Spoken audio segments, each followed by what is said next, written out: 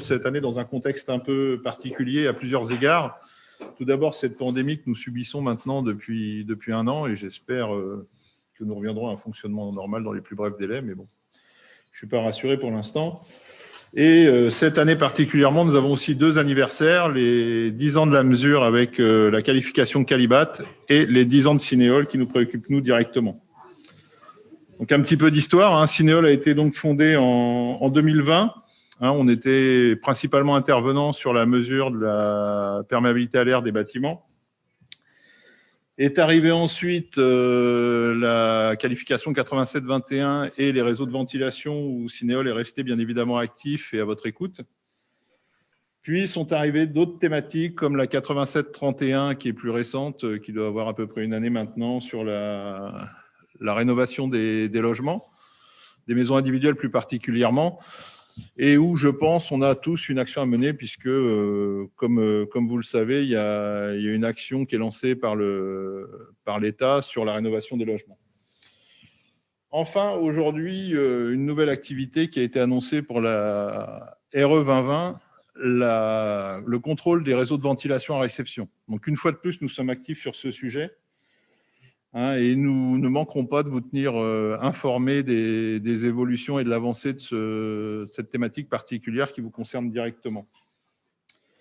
À l'occasion de ces 10 ans, je tiens particulièrement à saluer mes prédécesseurs, que sont Franck Bricot, Gérard Peugère et en particulier Jean-Louis Capou, notre président fondateur, que nous avons encore le plaisir de compter parmi nous au sein du bureau. Voilà, donc on va avancer sur nos sujets. Donc, le programme est assez chargé aujourd'hui, dont le mot d'accueil du président, vous venez de l'avoir. Je vais vous présenter les actuels membres du bureau. Dans un premier temps, vous allez ensuite avoir le rapport moral, donc les activités du syndicat cette année, le rapport financier par notre trésorier Lionel, un petit point d'avancement sur les RE 2020, puisque vous avez tous, si vous avez suivi notre newsletter, eu les dernières infos du décalage notamment. Une information sur les contrôles de la VMC dans le cadre du protocole Promévent, qui devrait être, je pense, le canevas de ces contrôles qui vont être obligatoires dans le cadre de la RE 2020. Vous aurez un retour sur le sondage que nous avions lancé concernant l'activité de chacun pendant cette période un peu compliquée pour voir un peu vos attentes et comment est-ce qu'on pouvait vous aider. Un rappel de Jérôme Auriel sur les éléments sensibles, parce qu'on a beaucoup de questions à ce sujet-là sur notre FAQ, donc on a jugé bon de vous faire un petit rappel pendant cette réunion sur ce sujet particulier, et c'est quelque chose qui se corrobore aussi avec les retours d'audit chez Qualibat. Ensuite, vous aurez une présentation de la proposition de charte de Cinéol qui sera faite par Emmanuel Bébin, donc on va vous proposer une charte qui sera soumise au vote des adhérents, bien évidemment. Et si elle est acceptée, l'ensemble des adhérents devront adhérer à cette charte et la respecter. On vous expliquera donc les modalités de vote, puisque comme nous ne sommes pas ensemble cette année, vous aurez un vote à distance, donc je vous expliquerai ça tout à l'heure. Et le vote concernera plusieurs sujets, donc la fameuse charte de Cinéol, la réélection de certains membres du bureau qui sont en fin de mandat, qui souhaitent se représenter, et l'élection éventuelle d'un nouveau membre du bureau, puisqu'on a fait un appel à candidature et qu'on a eu le plaisir de recevoir une candidature d'un opérateur. Voilà, donc ça se fera à distance. Vous recevrez un mail, tous les adhérents, pour ce vote. Vous remplirez un formulaire que vous nous renverrez ensuite par mail. Et enfin, nous terminerons comme à chaque fois par un temps d'échange. Donc, profitez du chat justement pour tout de suite commencer à poser vos questions. On en a reçu un certain nombre aussi par mail quand on vous a envoyé les invitations à cette assemblée générale. Et donc, nous essaierons d'échanger à la fin. Privilégiez le chat parce que ça va être compliqué d'interagir tous ensemble de façon orale. Donc, vous envoyez vos questions par chat et moi et les membres du bureau qui sont présents essaieront de répondre au maximum à toutes vos questions. Voilà, écoutez, on va commencer par le rapport moral. Donc, le mot d'accueil du président, vous l'avez déjà eu. Donc, les membres du conseil. Donc, les membres du conseil, moi-même, Cédric Dahen, je suis le président de Cinéol. Je suis mesureur 8711 8721 installé en région parisienne. J'ai un cabinet de 8 personnes aujourd'hui. Nous intervenons essentiellement sur du bâtiment tertiaire et collectif et en expertise. Notre trésorier, Lionel Huet, lui, est plus au sud. Il intervient plutôt sur de la maison individuelle. Ensuite, nous avons notre secrétaire, Jérôme. Donc, Lionel, je pense qu'ils sont une dizaine de personnes chez eux. Ensuite, vous avez Jérôme Ariel, donc, qui intervient sur la maison individuelle et du collectif, qui est plutôt dans la région de Nantes. Pareil, ils sont, je pense, une bonne dizaine de personnes. Patrick Thériault, de DCE Habitat. Donc là, on est plus sur la région centre. Et Patrick, je pense, travaille essentiellement sur de la maison individuelle et ponctuellement sur du collectif ou du tertiaire. Philippe, qui est à côté de moi, va se présenter. Philippe Mercier, ETIR. On travaille avant tout sur du tertiaire et du collectif. Et on est 4 mesureurs, région Grand Ouest. Et tout ce qui est mesure réseau, acoustique et infiltrométrie. Plus les activités tertiaires. Ensuite, nous avons Gilles Français, que certains ont dû croiser, je pense, en formation. Donc, société CETI, qui a des opérateurs, je pense qu'il doit être une bonne dizaine de personnes. Donc, ils font de la mesure, à ma connaissance, en maison individuelle, en collectif, en tertiaire. Gilles, c'est beaucoup l'ont croisé, je pense, en formation, puisqu'ils font la formation des opérateurs 8711 et 8721. Et puis, comme je vous le disais, ils font de la vente de matériel. Ensuite, vous avez David. Je crois qu'ils sont 2 ou 3, ils doivent être 3 ou 4, peut-être max, mais je crois que c'est 3 personnes dans l'entreprise. Donc, eux, ils font essentiellement de la maison individuelle dans la région centre. Jean-Claude Léonardi à Pébat, un peu comme CETI, c'est une entreprise qui fait de la mesure. Donc, ils sont pareils, je pense, une bonne dizaine dans le sud de la France. Et ils font aussi de la formation, donc 8711 et 8721. Je vais laisser la parole à Antoine. Oui, Antoine Cerisier, avec un petit peu moins de cheveux aujourd'hui que la photo. Donc, du bas de contrôle, cofondateur du bas de contrôle, formateur 8711, 8721. On est présent aussi en formation sur l'acoustique. Au niveau des opérateurs, donc les effectifs au national du bas de contrôle, c'est une 50aine de personnes. On intervient également thèse d'étanchéité à l'air, réseau aérolique, acoustique. Voilà ce que je peux dire me concernant. Ensuite, vous avez Jean-Louis Capou, donc, qui est notre président fondateur, dont je parlais tout à l'heure. Donc, lui, il travaille tout seul sur la région de Bordeaux et travaille sur du collectif et du tertiaire, majoritairement, je pense, et parfois de la maison individuelle. Et enfin, Emmanuel Bébin, qui est en région parisienne. Il a un cabinet d'un peu moins de 10 personnes et travaille essentiellement sur du collectif, du tertiaire, aussi bien sur du réseau que de l'enveloppe. Donc, si vous regardez bien tout ça, vous voyez qu'on a un bureau qui représente un peu le panel complet des entreprises de notre métier, puisque vous avez des gens qui travaillent seuls, des petites entreprises, des entreprises plus grosses, et un peu toutes les régions de France qui sont représentées. Donc, notre volonté, c'est de maintenir ça, et c'est pour ça qu'on fait chaque année un appel à candidature pour avoir un bureau qui soit le plus représentatif possible de ce qu'est la profession.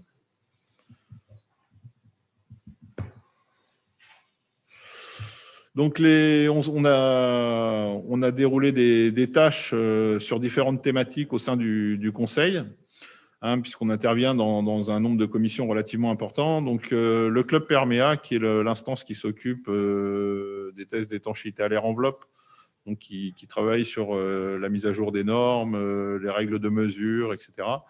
Donc, j'y suis moi-même, Jean-Louis Capou, Antoine s'y trouve aussi, ainsi que Gilles Français. Ensuite, vous avez la commission formation. La commission formation, c'est celle qui valide les organismes de formation et les modules de formation. Donc là, il manque un nom, en fait. Il y a Jérôme Auriel et Jean-Louis Capou qui sont dessus. On n'est pas à jour. Et ce n'est pas très grave. Ensuite, vous avez le club ventilation, qui est le pendant du club Perméa sur la ventilation, où il y a des industriels, des mesureurs, des bureaux de contrôle. Donc, c'est un peu le même sujet. On parle de ventilation, mais de façon un peu plus large que le club Perméa, parce qu'on ne parle pas que de l'étanchéité à l'air des réseaux. Ils sont évoqués les avis techniques, des différents systèmes de ventilation qui peuvent fonctionner. Donc, y siègent moi-même, Jérôme Auriel et Jean-Claude Léonardi. Ensuite, vous avez le GT Application Promévent, donc le fameux protocole Promévent que vous commencez à voir dans vos demandes, notamment dans le cadre des labels Effinergie en logement ou les labels Cercal, par exemple. Donc, ils sont en train, il y a un groupe de travail qui s'est mis en place, puisque ce fameux protocole, bon, bah, il explique bien comment faire les mesures, mais après, l'idée, c'est d'affiner la façon dont on va traiter ces résultats et puis affiner les protocoles de mesure. Donc, dans ce groupe de travail, qui est un groupe de travail qui occupe pas mal de temps, donc se trouvent moi-même, Jérôme Auriel, Emmanuel Bébin et Jean-Claude Léonardi. Ensuite, vous avez la FAQ, donc c'est les gens, à mon avis, que vous avez en lien le plus direct régulièrement. En fait, c'est une équipe qui répond à vos questions. Quand vous posez une question à la FAQ, elle passe d'abord par Cécile, qui la diffuse à l'ensemble des membres de ce groupe de travail, et qui sont tous d'horizons différents. Donc, s'y trouve Jérôme Auriel, Jean-Claude Léonardi, Richard Delamarre, qui était précédemment membre du bureau, mais qui ne l'est plus, mais qui a accepté de continuer à nous accompagner sur ce sujet-là. C'est pareil, je vois que ce n'est pas à jour non plus, moi-même et Jean-Louis Capou. Et Philippe, qui justement pilote ce groupe de travail, donc c'est dommage que son nom n'y soit pas, il va falloir qu'on mette ça à jour. Donc en clair, les réponses que vous recevez, elles sont finalisées et rédigées par notre ami Philippe qui est à côté de moi. Ensuite, vous avez un groupe de travail sur l'attestation de fin de travaux, donc où se trouve Lionel Huet, Jérôme Auriel, Antoine qui est à côté de moi et Philippe. Vous avez les commissions Calibat, ça je pense que c'est ce qui monopolise le plus de temps de notre part. Donc au sein des mêmes commissions sont suivis les dossiers 8711, 8721, 8731.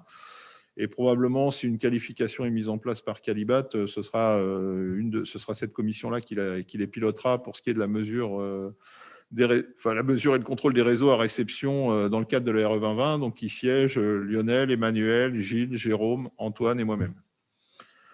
Ensuite, vous avez le GT Formation, donc c'est le groupe de travail qui met au point, donc là, non pas qu'il les contrôle comme précédemment, mais qui met au point les modules de formation, les cahiers des charges.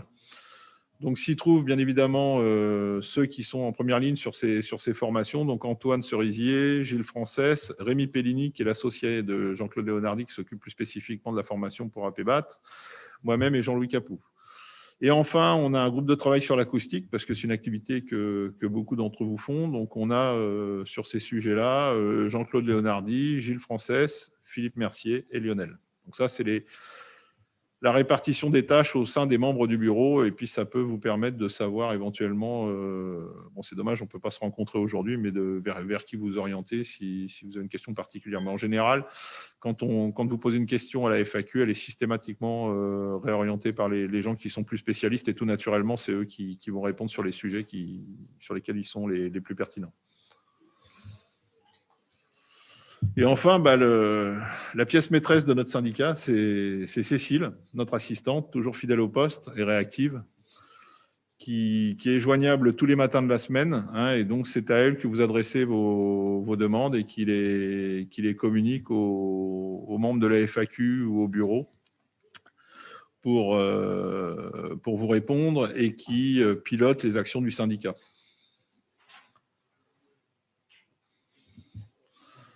Donc, les missions de Cécile, comme je vous le disais à l'instant, elle s'occupe de l'organisation elle organise la relation entre vous, nous, les différents intervenants autour de la métrologie, puisque notre syndicat travaille sur l'ensemble de la métrologie.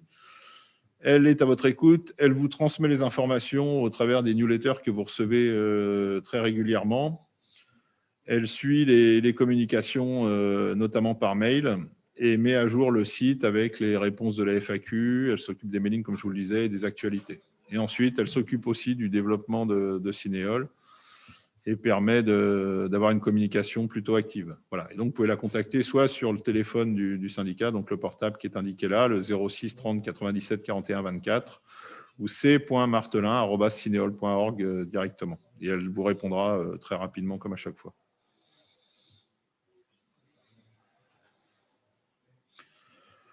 Alors, le rapport moral, donc là, c'est le point sur les activités et les domaines de compétences de Cinéol. Donc, comme je vous le disais, Cinéol a évolué. On est parti de la mesure de perméabilité à l'air des bâtiments. Et maintenant, nous avons étendu nos statuts et notre activité sur l'ensemble de la métrologie bâtiment, puisque c'est un peu le reflet de votre activité à tous sur les chantiers, puisqu'on ne fait plus que des mesures d'étanchéité à l'air, mais on intervient sur d'autres sujets que sont l'attestation de conformité, les tests acoustiques, les contrôles des réseaux de ventilation. Donc, comme je vous le disais, tests d'étanchéité à l'air des bâtiments, les tests sur les réseaux aéroliques, donc pour les classes d'étanchéité, les contrôles et mesures des réseaux aéroliques, les mesures acoustiques, la thermographie, puisque beaucoup d'entre vous pratiquent cette thermographie. Donc, on est aussi intervenu dans un groupe de travail sur la thermographie qui, pour l'instant, est resté un peu en sommeil parce que les forces ont été mobilisées, notamment avec les RE 2020. Le diagnostic de performance énergétique, l'attestation de conformité en fin de chantier, les mesures de qualité d'air intérieur, qui est un sujet, je pense, qui va se développer dans le temps, puisqu'on a pas mal de labels qui commencent à fleurir sur ces sujets-là. Et tous les contrôles qui seront amenés à être demandés par les différents labels ou les réglementations à venir. On restera actif et à l'écoute de tous ces sujets.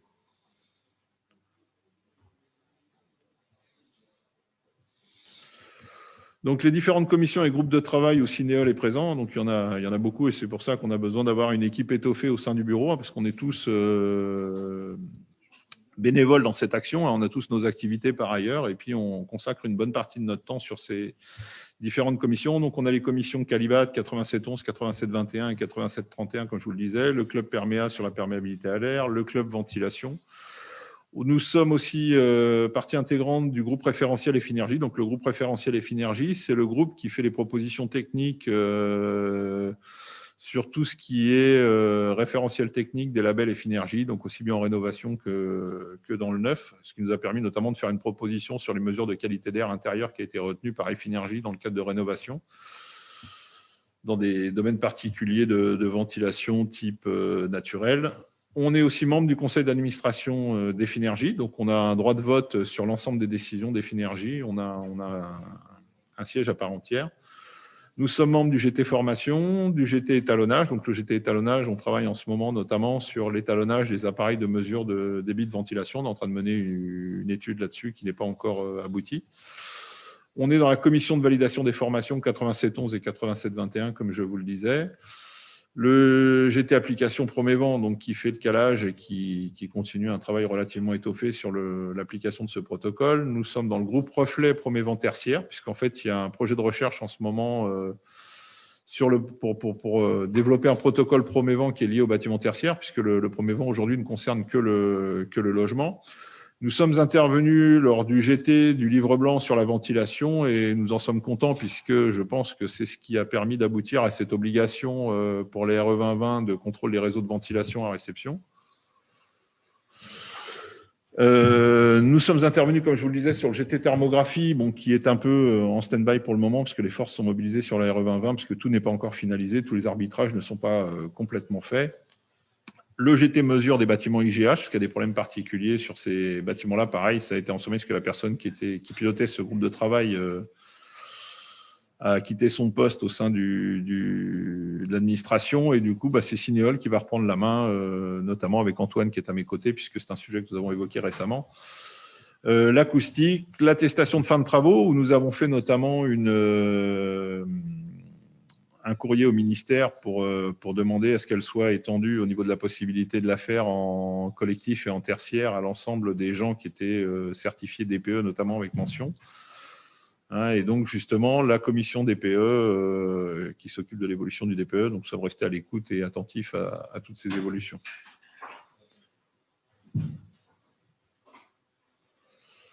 Donc, là, je crois que c'est une redite. On a 2 fois le même slide, mais ce n'est pas grave.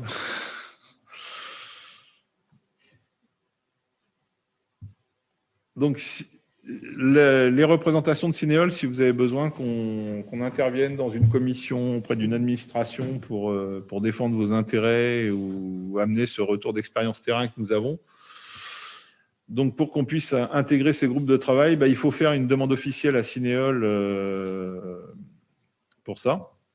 Donc, soit elle est faite directement par l'organisme qui est demandeur de ces informations, soit vous faites le retour auprès de Cinéol. Et le bureau validera ou pas l'utilité de participer à cette commission ou à ces échanges. En général, c'est plutôt positif.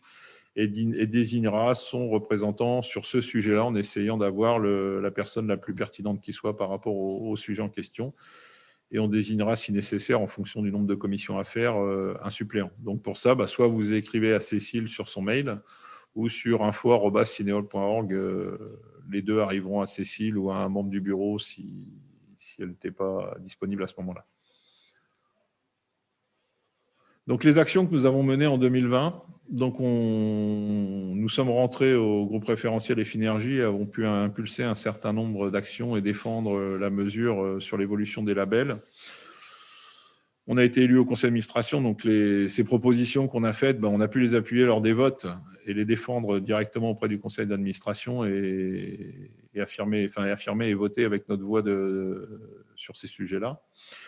On a fait une communication auprès des communautés d'agglomération, donc je ne vais pas rentrer dans le sujet parce que c'est Cécile qui va vous expliquer après moi le détail de ce travail. Mais c'était un peu dans le fil conducteur de ce qu'on avait déjà fait auprès des notaires précédemment. On a créé les fameux groupes de travaux au sein du bureau, ce que vous avez vu là, on a structuré nos actions. On a fait une contribution, dont je vous en parlais à l'instant, au GT Attestation pour qu'elle soit ouverte pour ce qui est du tertiaire et du collectif aux gens qui étaient certifiés DPE et non pas seulement aux architectes, bureaux de contrôle et certificateurs. On est intervenu sur un certain nombre de dossiers auprès de Calibat où il y avait eu des fraudes avérées, ce qui a conduit au retrait de qualification d'un certain nombre de personnes. Parce que, donc ça, c'est soit des constats qui ont été faits lors des commissions, soit des remontées qu'on a eues par des adhérents et on a agi pour défendre les intérêts de la profession. On a donc la FAQ, on a répondu à un nombre de questions assez conséquentes dans des délais les plus rapides possibles. Bon, je regrette que des fois on ne soit pas, mais bon, nous, l'objectif quand on vous répond, c'est que les questions fassent consensus. On ne veut pas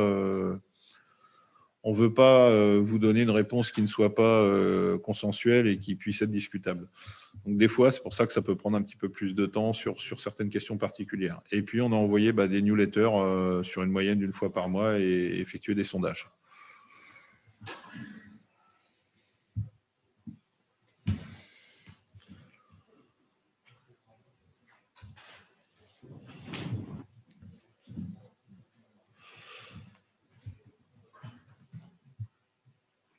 Donc, les activités, comme je vous disais, donc participation, on a participé à des conférences, des débats, des réunions techniques. On a eu 11 commissions Calibat, des réunions avec des institutionnels. Il y a eu 7 réunions du bureau. On voit qu'on est reconnu et attendu par les différentes instances, puisqu'on est consulté régulièrement pour avis par les ministères, les clubs techniques et même les industriels. Les sollicitations augmentent, donc c'est pour ça que il faut qu'on se renforce, qu'on soit de plus en plus nombreux et on est toujours ouvert à prendre de nouveaux membres au sein du bureau.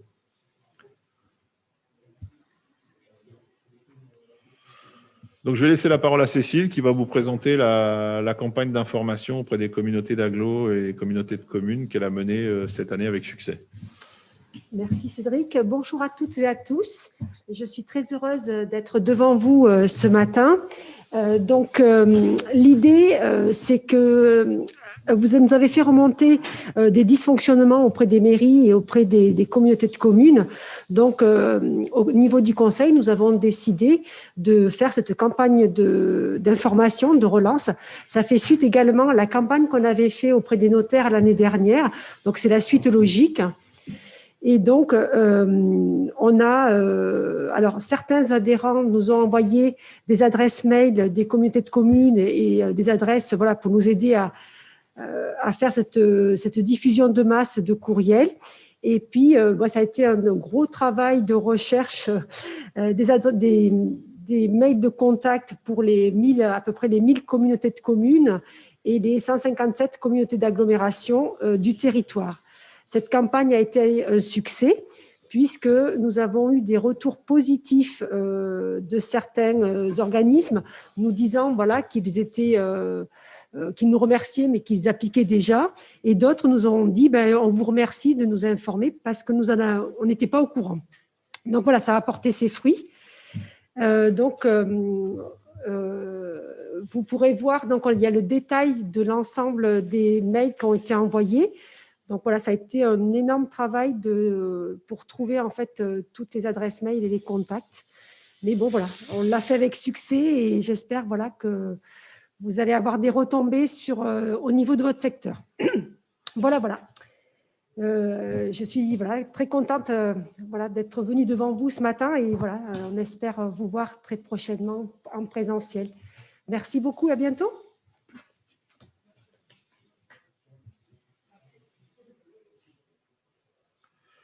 Donc un petit point sur l'avancée de notre métier, parce qu'on est une profession qui, comme on l'a déjà dit l'année précédente, qui arrive à maturité, qui a tendance à se stabiliser sur le nombre d'opérateurs, en tout cas pour l'enveloppe, parce qu'on a quand même le nombre d'opérateurs 87-21 qui est en évolution. Donc si on fait le point sur les différentes années, on a un nombre d'entreprises qui est relativement stable, avec toujours une petite baisse, parce qu'on constate une concentration d'entreprises.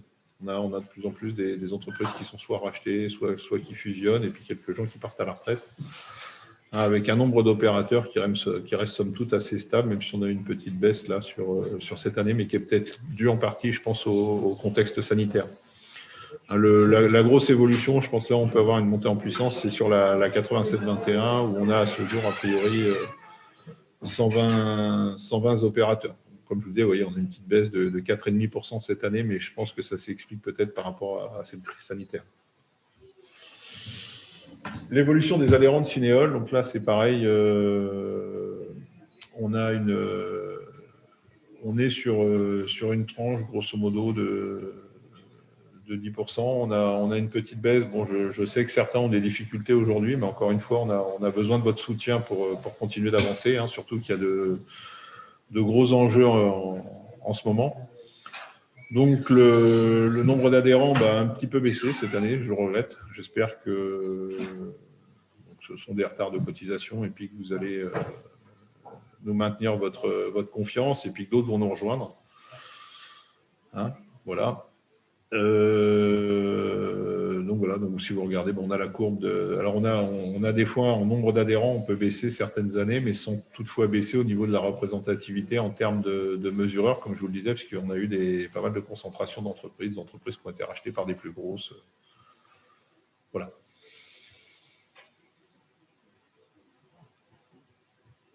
Je vais laisser donc le bénéfice d'être adhérent. Donc sur notre site est téléchargeable le formulaire d'adhésion que je vous encourage à remplir. Donc l'intérêt, c'est que vous allez profiter d'un réseau social, puisque vous aurez les coordonnées des autres adhérents avec qui vous pourrez échanger et avec qui vous pouvez éventuellement collaborer. Si vous avez des sujets qui sont, des dossiers qui peuvent être un peu gros pour votre structure, vous avez besoin d'un collègue pour vous aider, c'est l'occasion d'avoir des contacts privilégiés avec ces gens-là. Vous avez accès à la FAQ et vous profitez de la connaissance des adhérents ou des membres de la FAQ, dont pas mal sont déjà formateurs, donc des gens qui font quand même référence sur la connaissance de nos métiers. L'union fait la force. Plus on sera nombreux, plus on aura de force pour avancer et peser dans les décisions, notamment de l'État. Donc encore une fois, rejoignez-nous et aidez-nous à devenir plus forts. Je vais laisser la parole à Lionel qui va vous présenter le rapport financier. Oui, bonjour, vous m'entendez? Je pense que le son est bon. Bonjour à tous. Allez, on ne va pas faire trop longtemps sur le rapport financier. Alors, allons-y.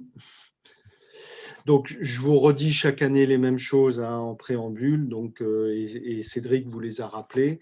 Donc, finalement, notre seul budget de fonctionnement, c'est les cotisations. Et effectivement, comme le disait Cédric, cette année, le nombre d'adhérents a un peu baissé, mais on verra pourquoi. 2020 a été particulier. Nos seules dépenses, vous les avez ici, c'est celles de nos fonctionnements, de nos participations aux commissions, le salaire de Cécile, les communications qu'on fait pour animer le site Internet, les newsletters, et puis les différentes taxes en tant que chef d'entreprise, parce que vous êtes quasiment tous des chefs d'entreprise. C'est les taxes qu'on paye pour l'assurance, pour le comptable et compagnie. Une chose que je ne vous ai peut-être jamais précisée, mais je pense que vous l'aviez déjà compris, c'est que notre année fiscale, même si on est un syndicat, notre année fiscale à nous clôturons les comptes au 31 décembre. Mais je pense que vous l'aviez déjà compris. Voilà, si on peut enchaîner, Cécile. Si on peut. Voilà. Alors, je vous rappelle ce que je vous présente chaque année. Donc, les frais de fonctionnement, les cotisations, c'est hyper simple comme compta. Donc, plus on a de cotisations, plus on dégage de bénéfices, en tout cas d'argent, en tout cas d'élasticité monétaire pour pouvoir faire de plus en plus d'actions. Alors, on avait, je vous avais expliqué, entre 2018 et 2019, on avait baissé des frais de fonctionnement, notamment des participations au Cinov, des choses comme ça. Et puis, on avait toujours un résultat positif que je ne vois pas bien à l'écran là, parce que j'ai mon image, mais 2019, voilà. Donc, je vous avais toujours dit que moi, mon objectif personnel, mais c'était celui du syndicat, c'était d'arriver à 30 000 € de cotisation. Alors, malheureusement, si vous pouvez continuer, Cécile, s'il vous plaît. Malheureusement, et puis rappuyez encore un petit coup, comme ça on va avancer. Malheureusement, en 2020, nous n'avons pas augmenté nos cotisations. Je vous laisse lire les chiffres, puisque nous avons fait à peu près moins 13% sur l'enregistrement des cotisations, qui est certainement dû à l'effet Covid et c'est cet effet d'attente que beaucoup d'entre vous ont eu. Et puis, comme nous, on se pose les mêmes questions que vous et on se les a posées de la même façon au début du premier confinement. Vous verrez dans le petit sondage que vous avez bien voulu nous remplir de façon assez importante, effectivement, qu'on a certainement un effet dû à ça. En tous les cas, de toute façon, on est toujours positif. Alors, au final, le dernier chiffre du bilan ou du compte de résultat, comme vous voulez, on est toujours positif. Mais bon, ce n'est pas l'objectif. L'objectif, c'est effectivement de vous représenter de plus en plus. Donc, pour vous représenter de plus en plus, effectivement, comme Cédric le rappelait, il nous faut de plus en plus d'adhérents, mais on va y retravailler pour 2021 parce que l'année Covid 2020 a été particulière. On a vraiment senti ses effets. Donc, on a quand même réussi à baisser un peu les frais de fonctionnement. Et comme le rappelait Cédric, ce n'est pas parce qu'on était en confinement et en 2020 qu'on ne s'est pas déplacé aux commissions, qu'on n'a pas fait notre job pour porter haut nos professions. Voilà, si on peut avancer, s'il vous plaît. Allez-y. Si on peut avancer, Cécile.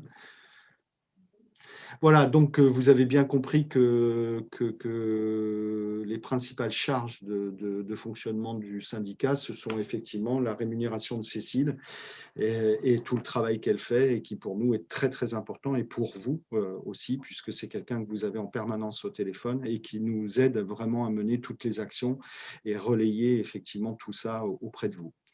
Si on peut avancer un petit peu. Alors, où on en est cette année ? Donc, je vous rappelle qu'en 2020, on a enregistré moins de cotisations. Le Covid ne s'est pas arrêté, ça je vous apprends rien, vous le savez tous. À ce jour, en cotisation, on est à moins 26% de l'an dernier. Donc, on sait très bien que nos adhérents payent les cotisations de façon étalée. Et puis, on n'est pas très regardant là-dessus. Donc, on va mettre en place les actions pour relancer un peu tout le monde. Alors, ce qui est important, c'est ce que vient de vous afficher Cécile au travers de la présentation, c'est que finalement, je vous ai toujours dit, on a un trésor de guerre. Ce n'est pas la même guerre que Macron a déclenchée contre le Covid, mais on a un trésor de guerre, c'est qu'on a quand même de la trésorerie. Et vous voyez ici qu'en 2021, si on prend juste hors cotisation, on est à ce niveau-là et que la trésorerie totale, mais ce n'est pas celle-là la plus importante puisqu'on va avoir des frais de fonctionnement, on a de la marge, on a quand même de quoi voir venir, même si, comme je vous le disais précédemment, et on va avoir besoin de vous certainement, mais on en reparlera avec vous, pour porter la bonne parole du syndicat, puisqu'on connaît tous, à côté de chez nous, des collègues, des opérateurs. Voilà, si vous pouvez, donc on a de la réserve. Rappel des cotisations, ça c'est le mot préféré du trésorier. Donc, et puis ça va de soi, quand on regarde, vous êtes peut-être dans vos professions respectives et dans vos zones d'activité respectives adhérents à certains syndicats, à certains organismes professionnels. Et c'est vrai que quand on compare les cotisations que nous, on demande, et puis on verra les tranches de chiffre d'affaires de nos adhérents, vous verrez que c'est vraiment important. On estime, et on l'avait fait exprès à l'époque, il y a 10 ans, puisque la création de Cinéol, ce n'est pas 2020, Cédric a fourché un peu, c'était il y a 10 ans. Donc les cotisations que nous, on vous demande pour pouvoir fonctionner à minima et vous représenter, franchement, elles ne sont pas très importantes, quoi. Quand on a un chiffre d'affaires de 0 à 100K euros, 350 euros, c'est le prix d'une intervention, grosso modo, en fonction des régions et de vos tarifs. Voilà, donc n'oubliez pas, pour ceux qui participent, et je les en remercie aujourd'hui, qui n'auraient pas encore réglé leur cotisation, c'est vital pour qu'on puisse continuer à avancer. Merci. Alors, ça tombe très bien, je continue un petit peu parce que en fin d'année, on vous a adressé un petit sondage. Ce n'était pas le premier, mais on voulait absolument avoir un retour et une vision de cette année 2020 au travers de vos retours à vous, puisque nous, on est aussi dans la mesure, hein, mais vous êtes adhérent du syndicat et on voulait vous faire part de ce retour de sondage. Comme ça, c'est toujours intéressant de savoir comment ça se passe chez un autre opérateur. Donc, on a eu 43 retours, ce qui est plutôt très, très bien pour un sondage donné en fin d'année et qui correspond quasiment presque à la totalité de nos adhérents qui ont répondu. Alors, il y avait plusieurs questions, on va les passer, hein, et puis ce sondage sera disponible, le résultat de ce sondage tels qu'ils sont présentés, vous pourrez les reconsulter, on verra avec Cécile sur le site de Cinéol. Donc, vous voyez que dans les 43 qui ont répondu, la majorité d'entre vous, vous faites de la 87-11. Hein, on voit 100% quand on vous demande quelle est votre répartition d'activité, c'est principalement de la mesure de l'enveloppe du bâtiment. Alors, il y en a une bonne partie, hein, pas tout à fait un tiers, qui sont diagnostiqueurs en même temps. Tout ça, ça nous permet un peu de situer vos activités et de nous situer ensemble par rapport à ça. Donc, je vous laisse lire le reste. Hein. Donc, on a de la mesure de 87-21, un peu moins en 87-31. Et puis, il y en a quand même beaucoup d'entre vous qui, en même temps du fait de faire la mesure, qui font de la thermographie infrarouge. Et comme vous le disait Cédric à juste titre tout à l'heure, on est aussi un syndicat qui représente la métrologie. Voilà, si on peut avancer, Cécile. Répartition de vos activités. Finalement, on vous a demandé, vous travaillez plus en neuf ou plus en réhabilitation ancien? Et là, à l'écrasante majorité des participants de ce sondage, on s'aperçoit que nos adhérents travaillent principalement dans la construction neuve, d'accord? Ce qui est somme toute assez logique, puisque compte tenu des obligations réglementaires, c'est bien là qu'on va chercher principalement nos activités pour la plupart d'entre nous.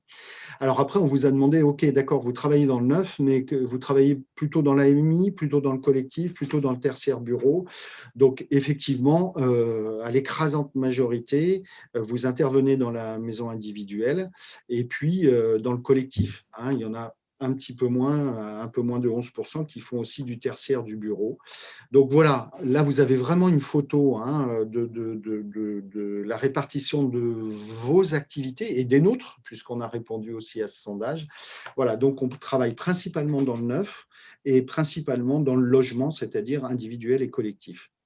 Si on peut avancer un petit peu. On vous a demandé aussi, hein, on vous dit toujours que nous, on essaye d'être le reflet de la profession. Et finalement, dans la première image que vous avez, ben, vous êtes quasiment tous, à une très grande majorité, des entreprises d'un salarié, voire un petit peu plus d'un salarié, entre 1 et 5, mais principalement 1. Donc, nous, notre vocation, c'est de porter haut et fort notre métier pour ce type de structure d'entreprise. Alors, ce qui découlait là-dessus, c'est effectivement hein, de savoir effectivement, mais c'est un peu logique, quand la majorité de nos adhérents ont des salariés compris entre 1 et 5, vous avez un chiffre d'affaires à très grande majorité, c'est ce qu'on voit en dessous, qui est inférieur à 250 €. Voilà, et je vous le rappelle, c'est le mot, c'est le leitmotiv du président, adhérer à un syndicat pour 350 €, c'est pas beaucoup quand même. Allez, on avance un peu. On vous a demandé aussi, parce que c'était important, surtout dans l'année Covid, effectivement, à quelle date vous clôturiez fiscalement votre année. Alors, je m'attendais à avoir plus de réponses sur le 31 décembre, mais finalement, on s'aperçoit que c'est assez disparate. Il y a une grosse majorité qui clôture le 31 décembre. Moi, je clôture le 31 décembre, par exemple. Mais effectivement, dans une année Covid, c'est quand même assez important de savoir, effectivement, quand est-ce qu'on va clôturer ses comptes, parce que quand on est en confinement au mois de mars, si on a clôturé fin mars, on s'en sort un petit peu pour l'année passée. Enfin, vous faites le raisonnement de vous-même, hein. Et puis, on vous a demandé si effectivement vous aviez ressenti un impact de la situation Covid. Et effectivement, là, l'écrasante majorité, vous nous avez tous dit, aujourd'hui à quasiment 80%, que la situation Covid en France vous a impacté sur votre activité. Si on peut continuer un petit peu, Cécile. Alors, du coup, on a voulu savoir, hein, vous avez la photographie de notre syndicat et votre photographie, hein, plutôt des entreprises inférieures à 250 000 € de chiffre d'affaires, plutôt des entreprises comprises entre 1 et 5. Vous travaillez principalement dans le neuf, tout ça, vous l'avez enregistré. Donc, on a voulu savoir quand même, et vous le verrez à la fin, c'est aussi pour nous orienter notre travail de syndicat dans tout ce qu'on va pouvoir vous apporter à l'avenir. Et effectivement, vous avez été quelques-uns. Ce qui est important, c'est la couleur orange, s'il y en a qui ne voient pas. À la question, avez-vous eu recours au chômage partiel, au PGE, au Fonds de solidarité, ou à d'autres mesures d'aide du gouvernement? Écoutez, vous êtes à moins de 50% à avoir eu recours au chômage partiel, plutôt 30%, et à un PGE pour les entreprises. Voilà, donc dans cette crise sanitaire, certains d'entre vous, et comme nous tous, ont eu recours à certaines aides de l'État. Alors, on vous a demandé si effectivement, et c'était important de savoir, on trouve au bureau que c'est important de savoir, on vit notre entreprise personnellement et puis on vit le Covid personnellement tous les jours. Il y a quelques mois, on ne savait pas si on pouvait travailler, comment ça se passait, les chantiers bloqués. Et donc, c'est intéressant de savoir comment ça se passe ailleurs. Et au regard de vos réponses, quand on vous demande si effectivement l'impact que vous dites avoir eu par rapport au Covid, qu'est-ce que ça a entraîné en termes d'activité, en termes de chiffre d'affaires? Donc, vous êtes à 67% à dire qu'effectivement, vous êtes en baisse par rapport à l'année 2019. Donc finalement, on ne va pas tirer de grandes conclusions parce qu'il faut faire attention avec les chiffres, mais globalement, on peut dire que la profession a été impactée par cette situation de Covid. Je ne détaille pas les mesures, vous les avez tous vécues, les chantiers inaccessibles, les chantiers qui s'arrêtent et compagnie. Il y en a certains d'entre vous qui ont été en progression. Alors, quand on regarde un peu, ça dépend de leur activité. Mais la grosse majorité d'entre nous, on a accusé le coup, quoi. Si on peut continuer, Cécile. Alors, attention, les graphiques 14 et 15, donc on a demandé aux gens, si vous êtes en progression, de quel ordre est cette progression? Et puis le graphique 15, on a demandé aux gens, on vous a demandé, si vous êtes en baisse, de quel ordre est cette baisse? Alors, je pense qu'il y a eu un petit cafouillage au niveau des réponses pour la plupart d'entre vous. Vous avez peut-être déjà répondu, vous avez, pour certains d'entre vous, répondu aux deux. Je pense que c'est toujours pareil, un sondage, ça doit être assez court pour qu'on ait tous appelés par le téléphone, par tout ça. Et je pense que sur cette question, c'est évident, quand j'ai dépouillé les résultats, que certains d'entre vous ont répondu aux deux questions.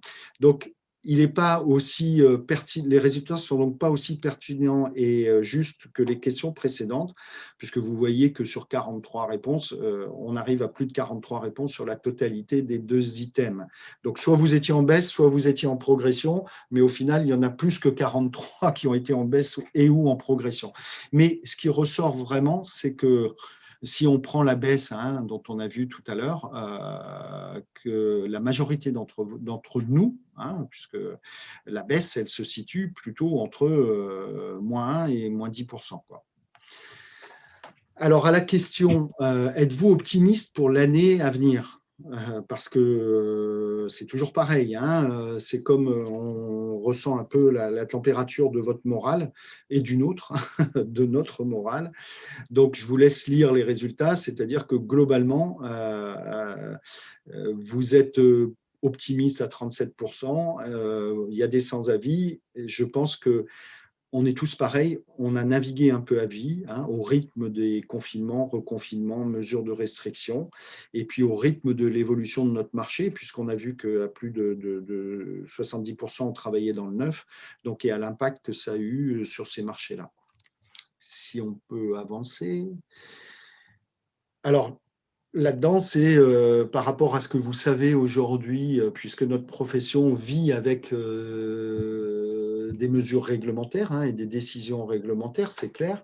Donc, on vous a demandé, c'était l'an dernier, est-ce que vous pensez à l'heure actuelle de la RE 2020, qui était loin d'être finalisée, hein, j'en ai conscience, et qui est encore loin d'être finalisée sur certains aspects. Est-ce que vous pensiez que la RE 2020 allait vous permettre de développer votre activité? Donc, à une grande majorité, enfin quand même, hein, il y a de l'optimiste par rapport aux présentations qu'on vous avait déjà faites, hein, au cours de l'année 2020 et des impacts sur notre profession. Globalement, vous pensez sur l'ensemble que il risque d'y avoir un effet positif. Et je le précise encore, au moment où vous avez répondu à ce questionnaire, il y avait certainement des tas de choses que vous ne saviez pas. Et il y a encore des tas de choses qui sont en devenir. Si on peut avancer. Voilà, donc ce qui était important pour nous, hein, vous avez la photo de notre profession et de vos collègues, hein, donc bien sûr c'est anonyme ce questionnaire, mais au final ce qui est important pour nous de savoir au travers de ces petits sondages, c'est comment orienter nos actions, notre travail au sein du syndicat, comment diriger nos axes de réflexion et de travail au niveau de la profession. Et globalement, donc c'est le orange qui est très important, hein, le orange et le orange clair, hein, vous le voyez sur l'échelle, c'est-à-dire que vous êtes très attaché à avoir des renseignements d'ordre réglementaire. On est bien d'accord que dans réglementaire, on inclut technique. Hein, Cédric vous parlait de la FAQ, de ces choses-là, et puis d'ordre juridique. Ben, vous êtes des chefs d'entreprise comme nous tous, hein, donc à un moment donné, on peut concevoir que vous avez besoin d'être épaulé comme dans tout syndicat. Voilà, donc on va en réfléchir avec le bureau. Ah, c'est moi qui enchaîne encore. Ah oui. Comme ça sera fait. Allez. Ok, donc finalement, c'est pas plus mal. Vous avez vu un peu la photographie de notre profession. Vous avez vu un peu dans quelle situation on est tous. Hein. Globalement, on a tous accusé le coup. On attend tous de façon feutrée ou vraiment optimiste des impacts de la RE 2020. Alors, on vous a déjà présenté, hein, en région, à l'époque, une petite présentation sur la RE 2020. Le but n'est pas ici de détailler les mesures de calcul et tout ça, mais de vous redonner un peu les derniers arbitrages qui ne sont pas encore terminés, je vous le précise. Alors, si on peut avancer, Cécile. Donc, par contre, j'ai vraiment le retour sur le texte des images des intervenants. Si la régie peut enlever ça, ça me permettra de voir vraiment la présentation, même si je la connais, ça serait super. Donc, ça y est, c'est rendu, je pense que vous le savez tous, cette fameuse RE, hein, réglementation environnementale, s'appliquera au 1er janvier 2022. Et comme on a vu tout à l'heure que majoritairement vous travaillez, on travaille dans la maison individuelle et le collectif, donc ça va principalement concerner au 1er janvier 2022, à date de PC, hein, bien sûr, vous savez comment ça marche, les domaines d'activité dans lesquels on travaille. Alors, je vais aller assez vite, hein. Vous avez peut-être suivi les annonces, les re-annonces, les changements de direction qui ont eu lieu, surtout en fin d'année. En novembre dernier, nos chers ministres Pompili et Vargon sont intervenus et ont annoncé que finalement, ils éradiquaient certains types de chauffage au sein des bâtiments, et notamment le gaz, puisque le fioul est déjà quasiment interdit dans le neuf. Donc, il y aura quand même, hein, suite à ces annonces, il y a eu des remontées et des discussions autour de la table, notamment des différentes confédérations et professions, et notamment du Conseil supérieur de l'énergie, qui dit clairement qu'aujourd'hui, on ne va pas arrêter le gaz en 2022, mais que pour les projets qui avaient déjà sur l'empreinte du permis de construire prévoyaient une desserte gaz, gaz, on ira au-delà de 2022 et on pourra encore construire des bâtiments qui seront chauffés au gaz. Concernant le tertiaire et le public, la date d'application de la RE 2020 sera fixée courant 2022. Il a toujours été dit qu'il y aurait un label d'État. Et là, c'est un peu plus poussif. Ça verra le jour au cours de l'année 2022. Vous voyez le bas de l'écran, moi je ne le vois pas, mais ce n'est pas grave. Donc, juste pour... Parce que ça, c'est hyper important. Quand on a ça en tête, on comprend un peu et on se réinscrit dans la démarche du gouvernement et des acteurs du bâtiment qui vont régir cette RE 2020. Première chose, c'est réduire l'impact carbone des constructions. On ne le refait pas, hein. On va sauver notre planète et on va aller vers des systèmes qui sont de plus en plus propres et réduire les impacts au niveau de la couche d'ozone. Bien sûr, c'est continuer à aller vers le haut de la performance des bâtiments et de continuer à avoir des bâtiments de plus en plus performants. Mais comme on l'évoquait tout à l'heure, c'est d'avoir de plus en plus recours à des énergies décarbonées, on va appeler ça des énergies propres. Et dans énergie propre, effectivement, on sort le fioul, on sort à terme le gaz et on va plutôt sur des énergies, alors je n'entrerai pas dans un débat ici, type pompe à chaleur et autres, biomasse, bois et compagnie. Et puis, il y a toujours eu un problème à régler dans nos bâtiments, et vous en êtes bien conscients, je pense, pour tous ceux qui font de la mesure et qui se promènent sur les bâtiments, c'est ce fameux confort d'été. On a un climat qui se réchauffe et on a effectivement une problématique à résoudre, surtout dans des séquences de chaleur, hein, dans les mois de chaud de l'année et sur des zones climatiques un peu plus chaudes que les autres, hein, style zone H3 et compagnie. On veut améliorer le confort d'été des bâtiments, faire en sorte que les gens vivent mieux la nuit, par exemple, hein, quand on a des écarts de chaleur entre le jour et la nuit. Le timing de cette RE 2020, si on peut avancer, Cécile. Donc, il est fixé, mise en application selon les conditions qu'on vient de voir précédemment au 1er janvier 2022 et il y aura un objectif final qui est d'aboutir en 2031 et donc il y aura des périodes de révision, d'ajustement sur pas mal de sujets pour arriver à cet objectif 2031 et qui seront tous les 3 ans, 2025, 2028, 2031. Donc on va vivre avec cette RE, on va commencer à vivre avec cette RE en janvier 2022 et puis on aura des ajustements. Alors pour nous, je ne pense pas qu'on en aura énormément, c'est surtout pour la partie thermique des choses. Si on peut avancer. Donc je ne vous apprends rien, on en a déjà parlé, on vous a déjà présenté RE 2020, ça veut dire à 2 volets, il y a une partie énergie, une partie carbone. La principale mesure, c'est qu'aujourd'hui, vous savez qu'une étude thermique est calculée sur une SRT. Une SRT, c'est on prend les surfaces au nu extérieur du bâtiment. La première, pour ceux qui ont suivi un peu, c'est que la première mesure, c'est qu'on va considérer l'achable, la surface habitable. Donc, vous savez comme nous que c'est comme en mesure de perméa, hein, plus la T-BAT est grand, plus on divise par un nombre important et plus le résultat est petit. Donc là, le diviseur va devenir un peu moins grand, hein. Autre mesure importante, je vois toujours les intervenants, j'ai un bout de la présentation qui ne s'affiche pas, mais ce n'est pas grave, je ne sais pas si vous pouvez encore faire quelque chose. C'est l'augmentation du B-bio. Vous savez que dans un calcul thermique, on va caractériser d'abord la performance intrinsèque du bâtiment et de sa structure, c'est-à-dire la façon dont il est bâti, la façon dont il est orienté et dans quelle zone climatique il se situe.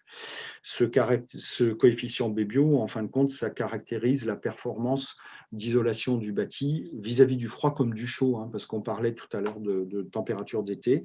Et donc, l'objectif a été fixé à avoir un B-bio de plus 30% par rapport à ce qu'on pouvait produire aujourd'hui. Vous êtes tous à intégrer des études thermiques pour pouvoir faire des mesures. Et donc, vous savez aujourd'hui que 30% sur un B-bio, ce n'est pas neutre.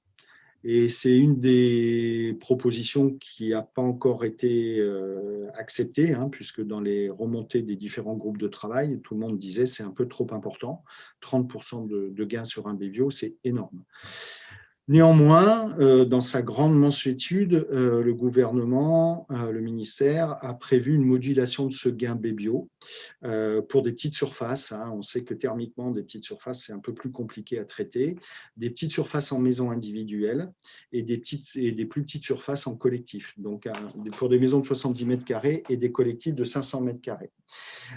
Mais attention, ça veut dire qu'aujourd'hui, c'est encore en discussion. Parce que bien sûr, vous travaillez principalement dans le neuf, donc quand on considère l'AMI, des MI neufs de 70 mètres carrés, il s'en fait, mais ce n'est pas le plus gros des bâtiments, notamment quand on parle de primo-accédants. Voilà, donc c'est encore en discussion au sein des tables rondes techniques. Mais ce n'est pas neutre. Si on peut avancer, Cécile ? Si on peut encore avancer, voilà. Donc, vous savez que quand vous avez une étude thermique ou quand vous traitez un bâtiment, même si ça n'influence pas directement notre mesure, il y a un coefficient qui était calculé en étude thermique, qui est la TIC, la température intérieure conventionnelle, qui était calculée sur des séquences de jours chauds sur 5 jours. Aujourd'hui, il y a un nouvel indicateur, il va falloir que vous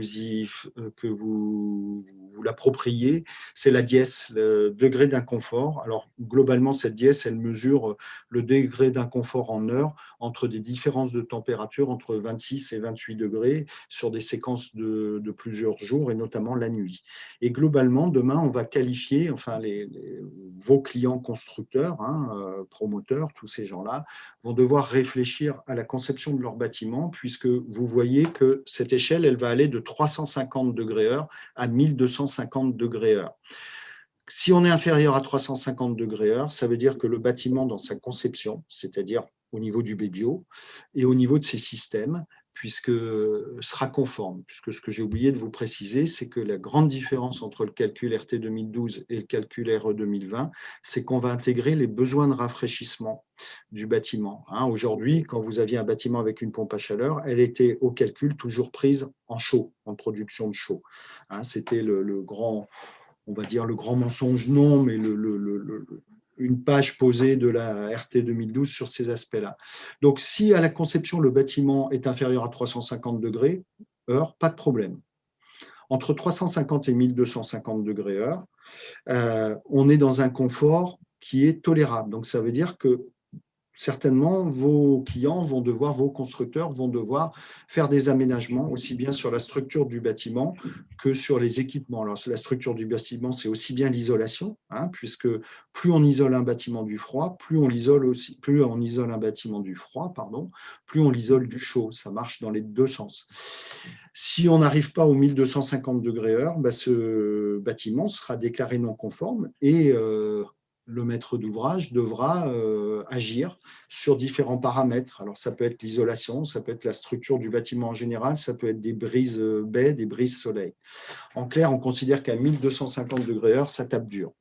Alors, toujours dans sa grande mansuétude, le ministère a considéré que pour atteindre ces degrés de confort, il y avait des zones qui étaient plus difficiles à traiter, notamment les zones méditerranéennes où effectivement on a des températures un peu plus élevées et que ça allait être difficile de traiter ces aspects-là compte tenu du carbone dont on va parler tout à l'heure, puisque recourir à des matériaux biosourcés, en général, pour prendre un exemple simple, quand vous prenez une laine de verre ou une laine de mouton à épaisseur égale, la laine de mouton est moins performante thermiquement. Donc on veut bien décarboner les bâtiments, on veut bien recourir à des matériaux biosourcés, mais aujourd'hui ils sont un peu moins performants.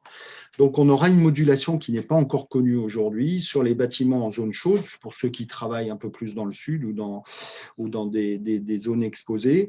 On aura une modulation autorisée sur l'utilisation des matériaux biosourcés et sur les degrés heure admissibles. Dans le même souci, on aura une modulation sur le CEP, puisque ça va rester sur le mode de calcul. Voilà, si on peut avancer, j'espère que c'est clair, parce que sans rentrer trop dans les détails. Donc, partie énergie pour finir, recourir aux énergies propres. Donc, vous pouvez aller sur Internet, lire tout ce que vous trouverez, effectivement. Vous le voyez certainement dans vos constructions. Le vecteur air, c'est-à-dire la pompe à chaleur, ce qu'on appelle vecteur air, est de plus en plus usité et prend une part de plus en plus importante. Et on considère, on considère que c'est une énergie propre. Mais la sortie du gaz sera aménagée. Alors, la présentation saute. Si on peut revenir sur la diapo précédente.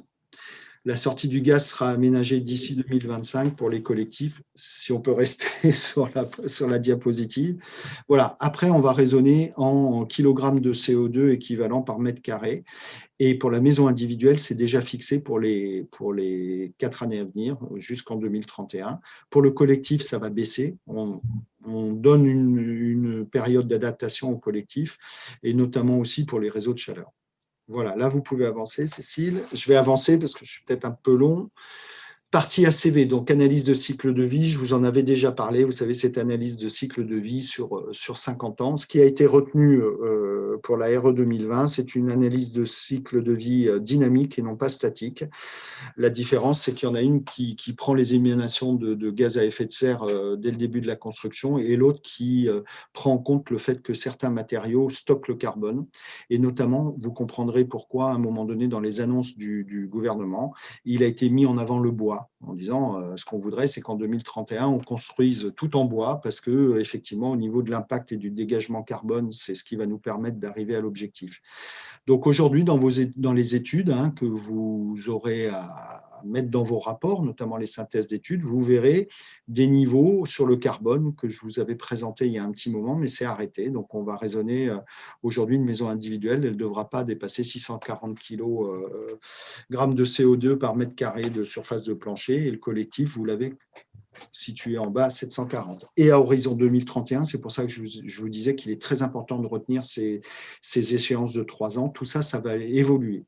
Alors, la grande question, et si vous ouvrez les réseaux en ce moment, c'est que, OK, il a été annoncé qu'il fallait construire avec des matériaux qui consommaient peu de carbone, tels le bois et autres, même des matériaux géosourcés. Ça, c'est la dernière annonce. Géosourcés, c'est la brique. Si on peut rester sur la diapo, Cécile, s'il vous plaît, si on peut rester sur la diapo, j'ai fini dans 2 secondes. Voilà, matériaux géosourcés, je ne sais pas si ça parle à tout le monde, c'est du granit, par exemple. On va construire des maisons en blocs de granit. Alors, certains d'entre vous qui sont du côté de la Bretagne ou ailleurs, ça doit être plus usité qu'autre chose. Mais le grand débat qu'il y a actuellement, c'est qu'il y a certains matériaux qui vont être pénalisés, du style la brique, des choses comme ça. Et que le gouvernement a prévu une modularité pour ces industriels et leur a donné jusqu'à fin 2024, parce que le gouvernement place sur la capacité des industriels à faire évoluer leurs produits, à remplir les fameuses fiches de données environnementales qui sont nécessaires au calcul de l'analyse de cycle de vie. La FDS, c'est pour les matériaux, je vous le rappelle, on en avait parlé, et la PEP, c'est pour les systèmes, par exemple pour une pompe à chaleur ou un chauffage. Donc là, le tollé, c'est que beaucoup d'industriels dits classiques avec lesquels nos constructions qu'on traite sont construites se disent, mais là, la pente est raide à franchir, il va falloir qu'on investisse, qu'on améliore, voilà. Là, on peut passer à la dernière diapo. Donc, vous avez compris au travers des explications que les grands principes de la RE 2020 sont arrêtés, mais qu'il y a encore des discussions sur les surfaces mini modulées. Voilà, donc, comme vous le disait Cédric tout à l'heure, qu'est-ce qui est important pour nos métiers à nous, même si tout le préambule, ça concernait plutôt les thermiciens et les constructeurs, mais c'est important parce que si on doit rajouter, la ministre a chiffré à 4,5 le surcoût de la RE 2020 par la RT 2012. Les organismes professionnels ont plutôt chiffré à 10-11%. Donc, vous voyez, le débat, il est là. Donc, il y aura toujours de la mesure de perméabilité, ça ne changera pas. Il y aura toujours soit une mesure ponctuelle, soit une mesure par démarche de qualité pour vos clients qui sont partis en certification. A priori, la valeur de tertiaire ne va pas bouger.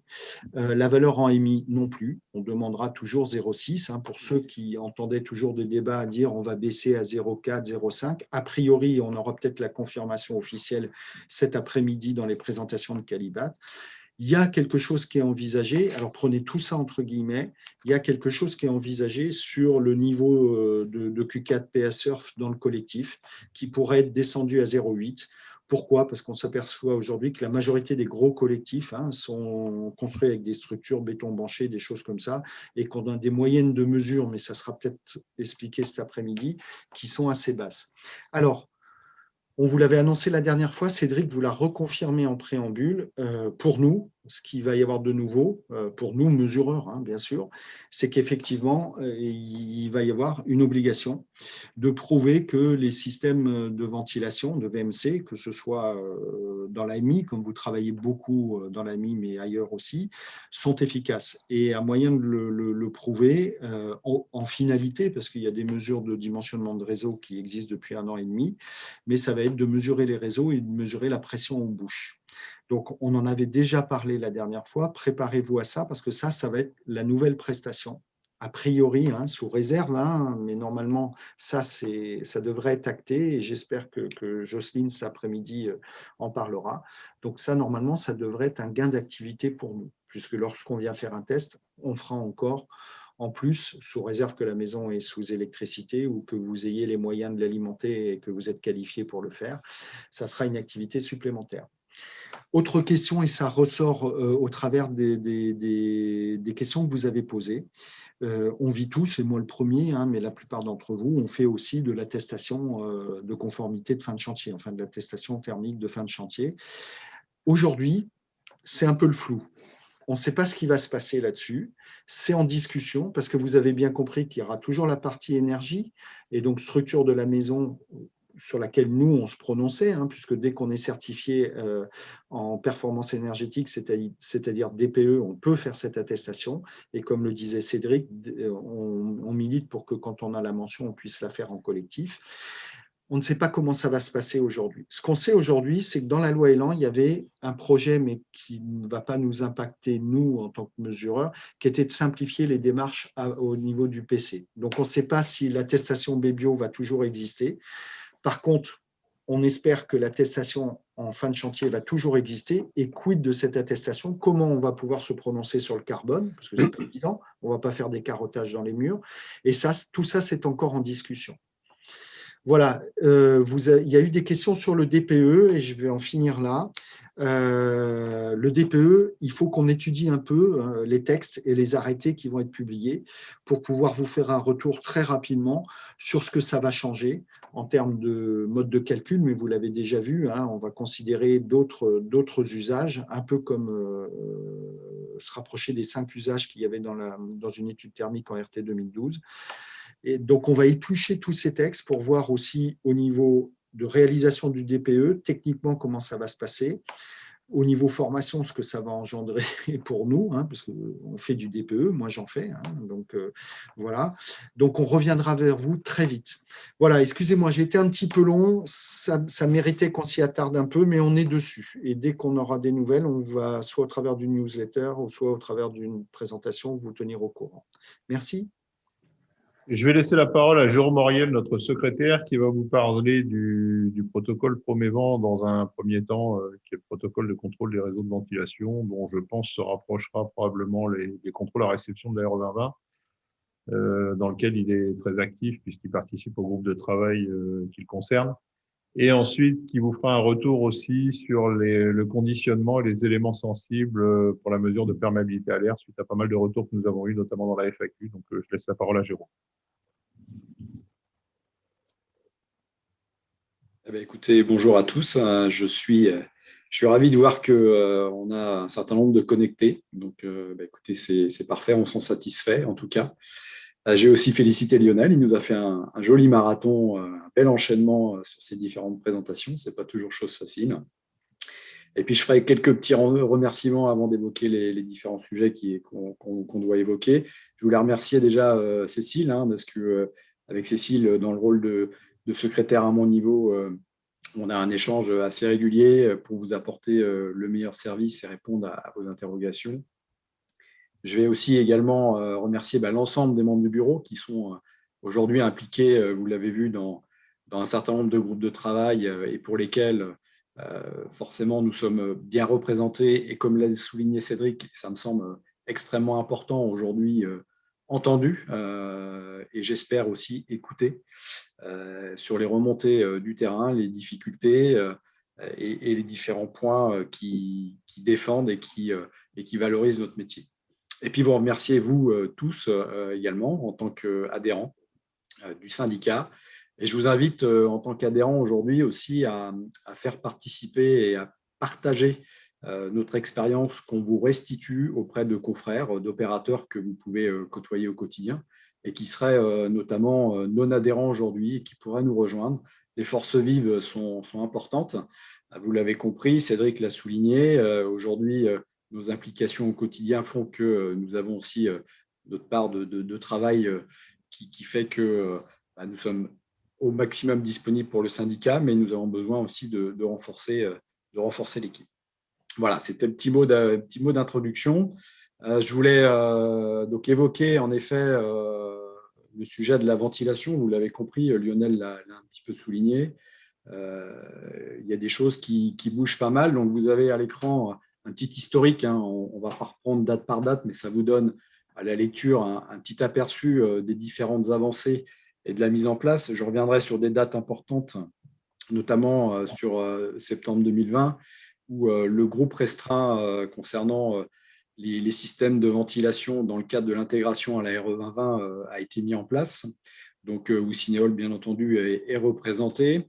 Et puis surtout, en effet, dans les différentes présentations qui ont été faites auprès de ce groupe, et ces présentations ont aussi été relayées auprès du club ventilation. Cédric vous a expliqué tout à l'heure également que le club ventilation, c'est un lieu important de présence au niveau de Cinéol, puisque beaucoup d'acteurs du métier, les industriels, les différents pouvoirs, différents organismes type FFB, CAPEB sont présents autour de la table. Et il est important qu'on ait une représentativité de notre métier sur la partie problématique terrain.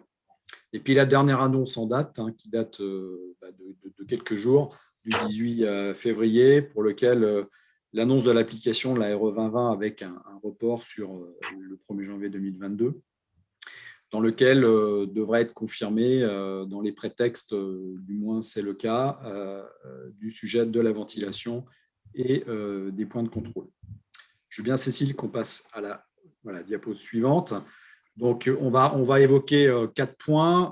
En effet, ce que j'étais en train de vous dire à l'instant en liaison, c'est que le volet vérification de la ventilation dans le cadre de la RE 2020 sur l'aspect résidentiel, individuel et collectif, j'insiste, on est sur ce volet pour le moment. Je pense que le volet tertiaire viendra dans un second temps. Donc, ce volet méritera d'avoir un regard un peu plus expert, on va dire, sur la partie tertiaire. Donc, en tout cas, il a été question également de l'attestation thermique.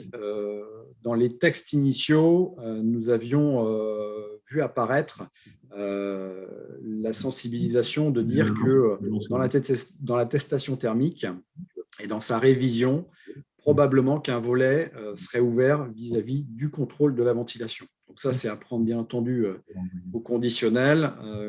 Je crois que Lionel l'a bien expliqué. Aujourd'hui, le sujet de l'attestation, on a vu un allègement sur le dépôt de Bébio et qu'en phase finale, aujourd'hui, on est un petit peu dans l'inconnu, mais on souhaite qu'elle soit révisée et complétée, en effet, par la notion de prise en compte de la ventilation et des contrôles qui seront réalisés dans le cadre de la RE 2020.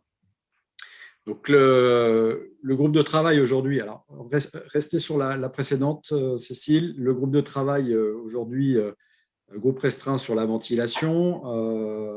Globalement, ce qu'on peut vous dire dans ce qui est dans les échanges et qui font partie de réunions régulières, on aura à nouveau une réunion demain sur le sujet. Donc, le calendrier s'accélère.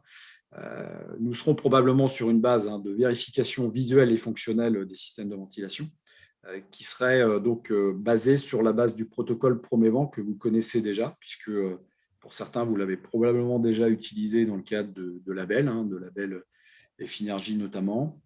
Et souvenez-vous, comme l'a précisé également Cédric en introduction, la notion du livre blanc, donc qui date de 2018, que je vous invite à consulter. Donc, je pense qu'on aura un appui à la fois du protocole Promévent. Alors, ce protocole Promévent, il fait l'objet aussi d'un groupe de travail. dédié. Il sera ouvert également, il y a un sujet aujourd'hui sur le tertiaire qui est en préparation, mais cet outil n'est peut-être pas tout à fait parfait aujourd'hui. Il a le mérite d'exister et probablement qu'il y a de très bonnes choses qui seront reprises, voire l'intégralité, dans le cadre de la réglementation RE 2020 et des contrôles que nous serions amenés à faire. Donc, l'ensemble des points d'exigence, pour terminer sur cette diapo, ne sont pas complètement arrêtés aujourd'hui. Au même titre que pour le DPE, comme l'a souligné Lionel tout à l'heure, le DPE rentrera en vigueur au 1er juillet et que concernant la ventilation, sur les points de contrôle, les points de vérification, je pense qu'on aura des informations un peu plus abouties dans les tout prochains mois et qu'on vous fera passer de toute façon les informations sous forme de newsletter ou autre type d'informations de manière à vous éclairer sur ce qui sera pris en compte demain. Donc, dans le communiqué de presse, excusez-moi, sur le 18 février, en effet, il a été question de la qualité de l'air. Donc, je pense qu'il y a une vraie prise de conscience aujourd'hui sur les sujets de bâtiments qui sont sur des qualités d'étanchéité de plus en plus performants. On a les problématiques aujourd'hui de confort d'été, en effet, dans les bâtiments. Donc, clairement, on est dans un contexte où la qualité de l'air va rester un élément très majeur dans le fonctionnement et dans le confort de l'habitation. Et c'est pourquoi il est indispensable et on en est plutôt ravis de voir arriver ce système de contrôle sur la ventilation. Je vous le rappelle, on avait fait une petite info sur le sujet il y a déjà quelques mois. Je vous invite quand même vivement à contrôler le site internet dont vous avez le lien dans la présentation qui s'appelle bâtiment-ventilation.fr qui, en gros, va reprendre les différentes informations, que ce soit techniques, réglementaires, tout type d'informations, avec aussi une partie de FAQ qui est présente au sein de ce site, de vous connecter, de regarder les dernières informations et surtout, c'est une vraie Bible. Donc, l'idée, c'est que ce site soit vraiment une référence sur le sujet de la ventilation dans nos métiers. Et puis également, en association avec ce site, n'hésitez pas également à consulter le site Promévent, qui lui est plutôt dédié au protocole Promévent et qui devrait donc être mis beaucoup plus en lumière avec l'arrivée de la RE 2020. Voilà pour le sujet de la ventilation. Merci à tous.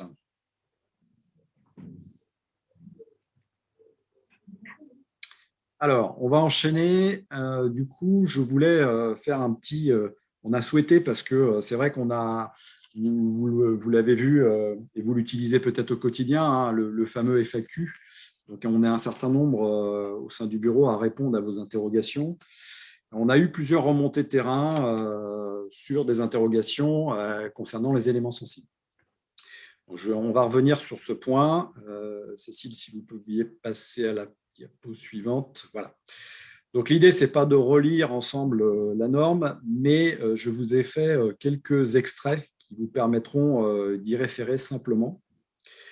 Il y a un point sur lequel je voudrais insister, c'est qu'aujourd'hui, le conditionnement d'une mesure, c'est un élément majeur en fait, sur la véracité de la mesure. Alors, je vais plutôt parler de la méthode 3, parce qu'en effet, nous sommes sur la méthode dite mesure à réception, pour lequel on a un conditionnement qui doit être fait et une consignation dans vos rapports qui soit le plus précis possible. Parce qu'aujourd'hui, on se rend compte que dans les commissions, notamment Calibat, sur les commissions de vos suivis, on a parfois des interrogations à la lecture de certains rapports sur le conditionnement tel qu'il a été fait et réalisé sur site. Donc, le petit chapitre que vous voyez juste en bas, la partie grisée, je vais la lire de manière à ce que vous puissiez prendre connaissance de l'importance de ce chapitre. Globalement, nous ne pouvons pas obturer des équipements pouvant générer un débit. Donc, celui-ci étant pris en compte dans le calcul réglementaire. Dans l'ensemble des cas où le débit généré n'est pas pris en compte, l'équipement doit rester dans son état de fonctionnement normal. Alors ça, c'est extrêmement important, puisque quand vous avez un système quelconque, et on va le voir dans les diapos suivantes, il est impératif que ce système, oui, il est pris en compte dans l'étude thermique, j'ai une capacité à le calfeutrer. Non, il n'est pas pris en compte dans l'étude thermique. Je me réfère à un certain nombre de règles qui sont décrites dans l'EFD et la norme. On peut passer à la diapo suivante, Cécile, s'il te plaît. Voilà, donc ça, on ne va pas le relire ensemble, bien entendu, c'est du texte. C'est un extrait d'un chapitre du FD, le 5.22, que je vous invite à relire. Il est clair, il est précis, et globalement, ça lève certaines ambiguïtés quand on a des doutes sur le conditionnement. Et encore une fois, si vous avez des doutes sur des bâtiments un peu particuliers, notamment en tertiaire, alors là, on parle du bâti, mais on a les mêmes sujets sur la ventilation. N'hésitez pas à nous solliciter, à nous interroger sous forme de FAQ si vous avez un doute, plutôt que éventuellement d'obturer ou de ne pas obturer un élément qui serait dit sensible ou pas et qui pourrait pénaliser ou favoriser la mesure auprès de votre maître d'ouvrage. On va, sur la diapo suivante, regarder un peu plus dans le détail sur… Alors, il va y avoir encore un petit clic, Cécile, je pense, voilà, sur le conditionnement, notamment en maison individuelle. Donc là, vous avez une liste qui est non exhaustive, mais qui représente bien un petit peu notre quotidien. Vous allez retrouver des conditionnements sur les sorties sèche-linge, sur les poêles ou les chaudières gaz, quand nous sommes en mode de chauffage principal de l'habitation, qui doit nécessiter donc d'être installé et raccordé le jour de la réalisation du test en méthode 3. Les différents systèmes de poêle bois ou à point, si à point. Les conduits fumés en attente en volume. Donc ça, c'est l'exemple type de quelque chose qui n'est pas pris en compte dans le calcul réglementaire et qui doit faire l'objet soit d'un équipement spécifique s'il est resté ouvert lors de votre intervention. Si lors de votre intervention, le conduit n'est pas en présence d'un bouchon terminal, il ne doit pas être obturé. À partir du moment où vous l'obturez avec un dispositif type ballon, vous ne pouvez pas qualifier la mesure en méthode 2, vous êtes en méthode 3, vous êtes forcément sur une méthode dite intermédiaire. On a également, important à souligner, les systèmes de chauffage RR qui sont non liés à la VNC. Je parle bien de ce dispositif qui vont uniquement faire du chauffage. C'est pareil, on a des problématiques assez fortes de retour terrain sur des mesures de perméabilité qui sont dégradées par rapport à ces systèmes et ces équipements. Mais en tout cas, ces systèmes doivent bien être restés en l'état lors de la mesure. Alors, je ne vais pas reprendre tous les points parce que je pense que ça va être un peu fastidieux. Mais encore une fois, voilà, on vous mettra ce document à disposition, mais vous allez retrouver les hôtes de cuisine, tous les différents sujets sur lesquels vous nous avez interrogés, sur lesquels il y a des questions au quotidien sur le terrain. Donc là, on avait une diapo sur la maison individuelle. On va regarder la diapo suivante avec un autre clic. Cécile, merci. Sur les bâtiments collectifs. Parce que c'est vrai qu'on a bien conscience au niveau du syndicat, en fonction des remontées, qu'on a des vraies difficultés aujourd'hui sur les moments d'intervention. On voit bien que les plannings sont de plus en plus serrés et tendus. Et qu'on arrive souvent sur des conditionnements qui ne sont pas tout à fait, sur des réalisations ou des états de finition qui ne sont pas toujours en phase avec la demande de notre intervention en méthode finale. Et que si je prends l'exemple, par exemple, d'une chaudière gaz individuelle en collectif, il n'est pas rare d'arriver sur site et d'être sur votre échantillon et de retrouver une chaudière gaz qui n'est pas raccordée. Écoutez, sachez que dans ce cas de figure, le conduit en attente ne peut pas faire l'objet d'obturation. La chaudière gaz doit vraiment être dans sa configuration normale d'usage, doit être raccordée, son conduit raccordé. Au même titre que les entrées d'air qui peuvent être en pose murale ou sur menuiserie. Si je prends l'exemple d'une entrée d'air en menuiserie, elles doivent être installées, en effet, elles font partie intégrante d'un ouvrage de l'enveloppe sur son coffre. Et puis, éventuellement, mais ça, c'est un peu plus rare, si vous êtes sur un bâtiment où vous êtes sur une surface inférieure de 500 m² et vous êtes dans une configuration de test global, sur la notion d'ascenseur qui doit aussi, lui, rester en l'état pour la mesure. Dernier point sur les systèmes qui sont considérés dans les tertiaires, donc c'est un petit peu plus large. Il y a des systèmes qui peuvent être vraiment très, très, très spécifiques. Le désenfumage, c'est quelque chose de tout à fait standard en tertiaire. Donc là, même procédé, hein, on est sur un système qui doit être dans sa position fermée et en effet, qui est sa position de fonctionnement dite normale quand il n'est bien sûr pas déclenché en cas d'avarie. On va retrouver des systèmes de hotte et des systèmes de compensation. Donc là, je fais plus référence à des systèmes de hotte type Sorbonne dans les cuisines, notamment industrielles. Soyez vigilants sur ces points-là. Il y a des règles à respecter, en effet. On peut avoir des prises en compte ou des dispositifs de fermeture. Il faut bien regarder, bien se renseigner en amont, de manière à ce que vous ne fassiez pas d'erreur lors de vos conditionnements in situ au moment de la mesure.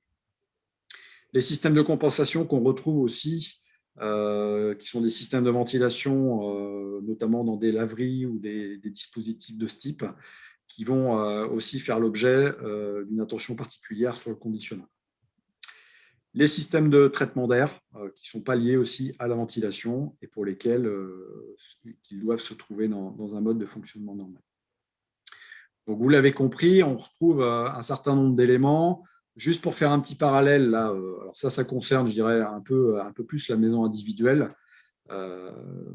Aujourd'hui, on est confronté, si on regarde un petit peu les systèmes de hotte, on a de plus en plus de systèmes de hotte qui sont des équipements à recyclage pour lesquels on n'a aucune action particulière à avoir. Mais on trouve aussi des systèmes de hotte pour lesquels on a des équipements, soit de conduits traversants quand vous arrivez lors de la mesure finale, soit de hottes qui sont équipés ou non d'un clapet. Donc là, je dirais que le sujet, il y a un non-sujet puisque la hotte reste en l'état.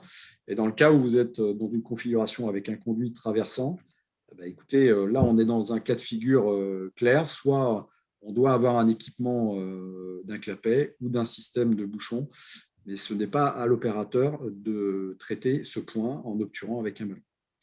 Donc voilà, vous retrouvez un certain nombre d'éléments, mais qui vont concerner les conduits feu.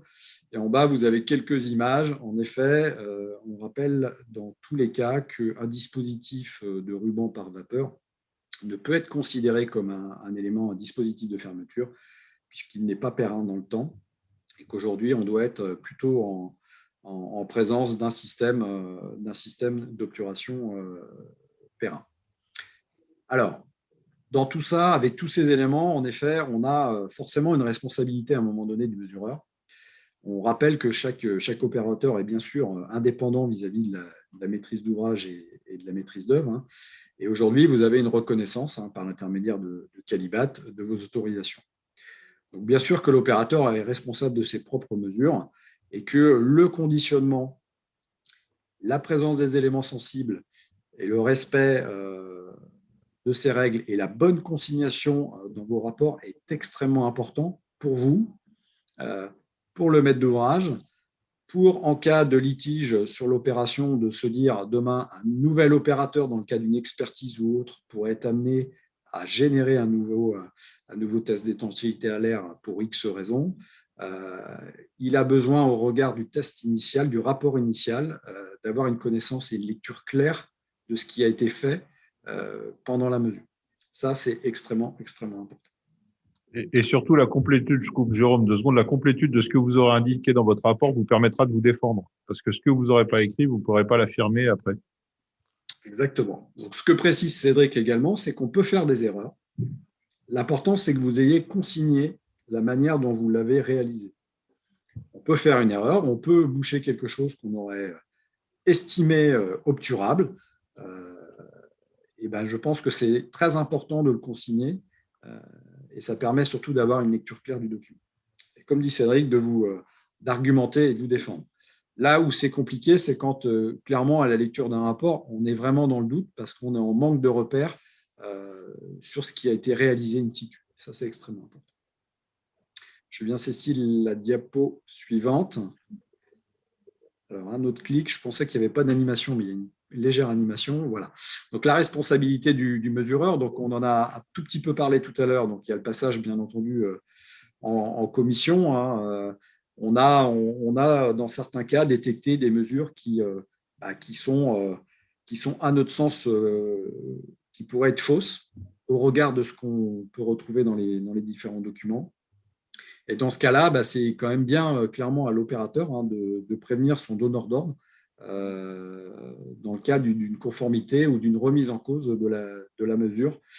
Donc, il y a une information importante à faire auprès du donneur d'ordre. Ça, c'est indéniable. Suivante diapo. Donc, vous avez peut-être, alors, dans le cadre des autorisations Qualibat, aujourd'hui, vous avez connaissance des passages des dossiers qui se font régulièrement en commission. Il y a eu aussi des audits sur site qui ont été réalisés pour certaines entreprises, sur lesquels, alors l'audit sur site, je fais juste un petit rappel pour l'avoir aussi pratiqué. Il n'est pas là pour sanctionner, il est vraiment là pour aussi un aspect pédagogique des choses, de vous accompagner et aussi peut-être de vous éclairer sur des choses que vous maîtrisez mal ou sur lesquelles vous avez des doutes. Et ça, c'est extrêmement important. Mais d'un autre côté, on peut avoir aussi des fraudes avérées sur des passages en commission. Cédric l'a précisé tout à l'heure. Et dans ces cas-là, on peut être sur une suspension d'autorisation, voire un retrait. Ce n'est vraiment pas l'objet de la démarche. L'objet, il est avant tout de s'assurer que dans le métier, l'ensemble des opérateurs est une pratique qui soit identique vis-à-vis des différents secteurs et des maîtres d'ouvrage, qui peuvent aussi forcément comparer à un moment donné les prestations de chacun. Donc, dans la responsabilité du méserreur, forcément, faut quand même pas oublier qu'on a une partie de sanctions pénales.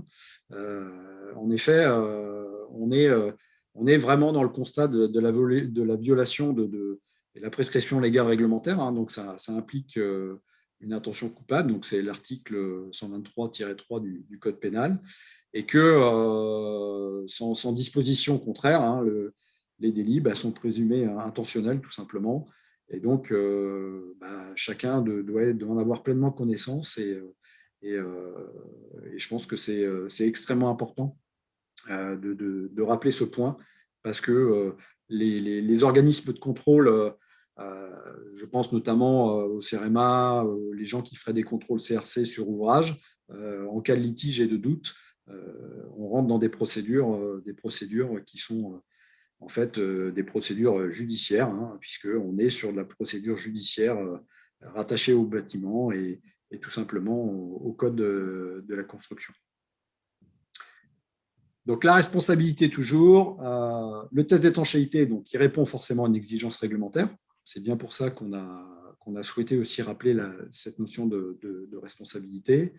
Que le rapport, forcément, il est intégré à la fois dans l'étude réglementaire de par son résultat et dans l'attestation forcément de conformité de travaux, puisqu'on vient attester que l'objectif est atteint dans le cadre de la mesure, et que le non-respect peut engendrer des sanctions pénales et d'amende, voire éventuellement des peines complémentaires, et l'interdiction à titre définitif de pratiquer, d'exercer un métier, avec en plus une remise en conformité. Alors là, je parle plus de l'ouvrage, dans le cas de la responsabilité aussi du maître d'ouvrage sur son projet.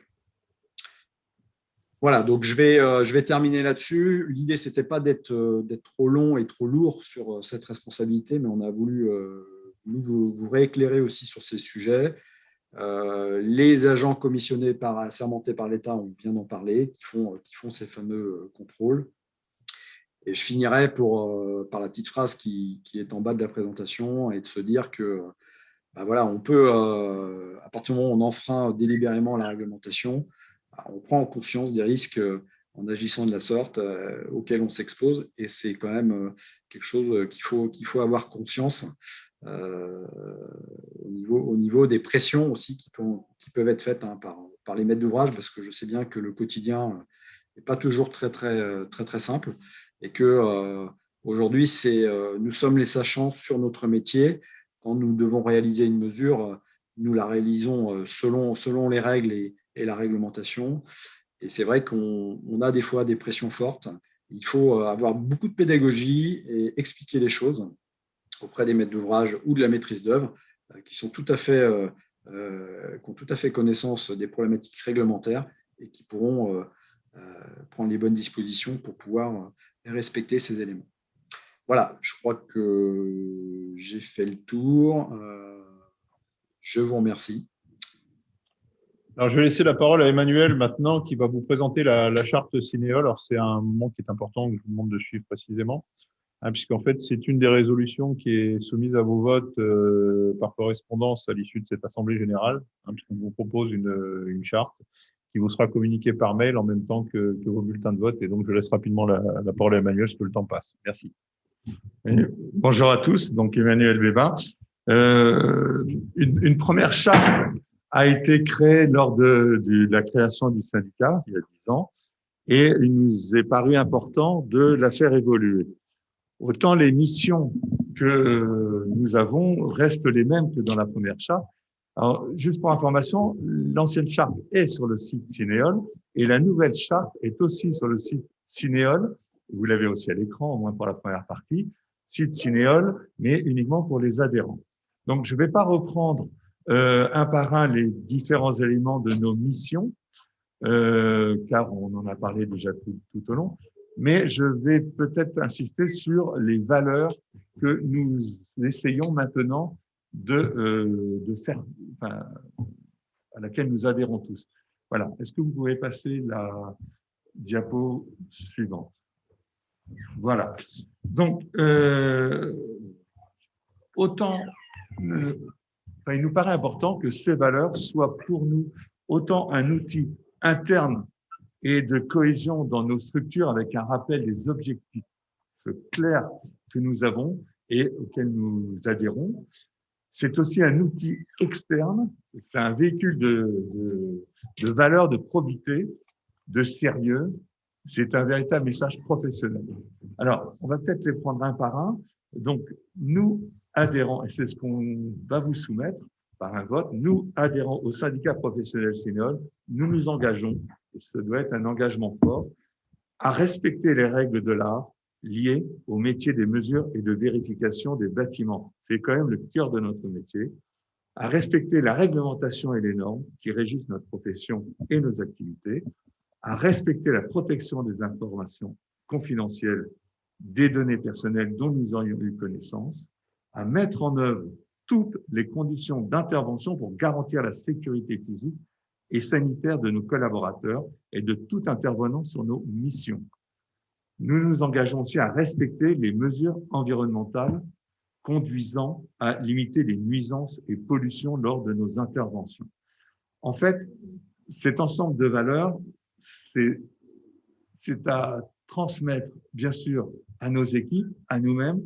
Ça doit être un signal fort vis-à-vis de nos clients. Il faut qu'ils sachent que quand c'est un adhérent Cinéol qui travaille pour eux, eh ben, il y a derrière une garantie du respect des différents points qu'on vient d'évoquer.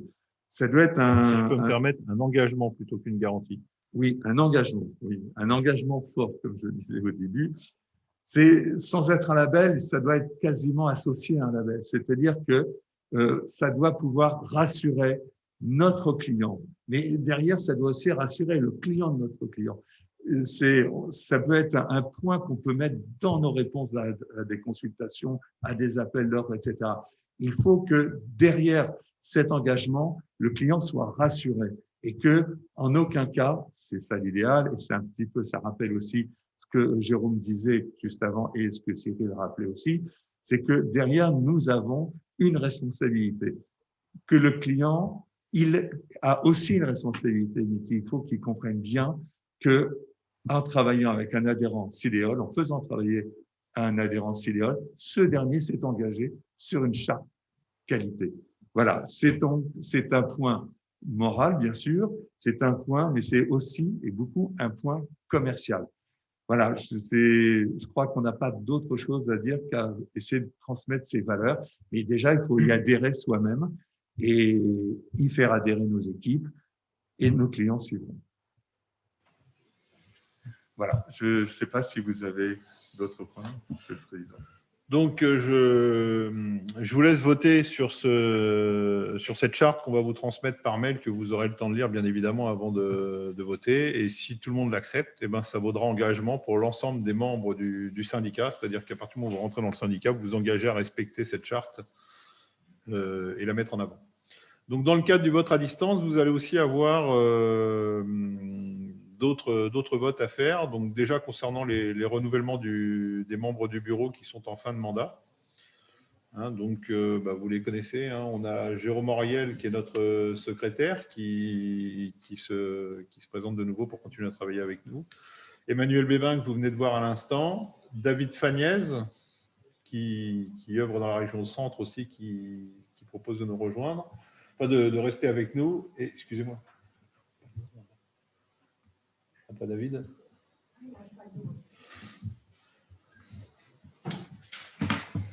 Excusez-moi parce que j'ai du mal à lire l'écran, ça doit être l'âge. Et Antoine, c'est ça? Et Antoine Cerisier, autant pour moi, la société UBAT, donc qui souhaite renouveler son mandat et qui demande de nouveau votre confiance. Et je suis heureux aussi d'accueillir parmi nous Thibaut Marquand. Thibaut qui est candidat pour rentrer au bureau et enrichir notre équipe et à qui je vais laisser la parole quelques instants pour qu'il puisse se présenter. Bonjour à tous. Donc, comme Cédric l'a dit, je m'appelle Thibaut Marquand et je suis salarié de la société Batiperform. C'est une société située à Rouen d'environ une trentaine de personnes. On fait principalement des mesures d'étanchéité à l'air de l'enveloppe des bâtiments ainsi que des réseaux aérauliques. Les contrôles sur la ventilation, mesures de débit, Promévent. Personnellement, je suis diplômé de l'INSA Val-de-Loire, spécialité maîtrise de la performance énergétique. Ensuite, j'ai eu une expérience de 3 ans en bureau d'études thermiques et ça fait maintenant 5 ans que je suis dans l'infiltrométrie. D'abord dans la société Diactherm et ensuite Batiperform qui a changé de nom entre-temps. Je suis qualifié, opérateur qualifié 8711, 8721, DPE mention aussi. Actuellement, j'occupe le poste de responsable technique. Je participe à certains groupes de travail, notamment le club ventilation, le GT application Promévent. Voilà, j'ai aujourd'hui la volonté de participer donc au conseil d'administration Cinéol afin de défendre évidemment les intérêts de notre profession. Ma motivation est vraiment réelle et sérieuse et donc c'est dans ce contexte que je vous présente ma candidature aujourd'hui.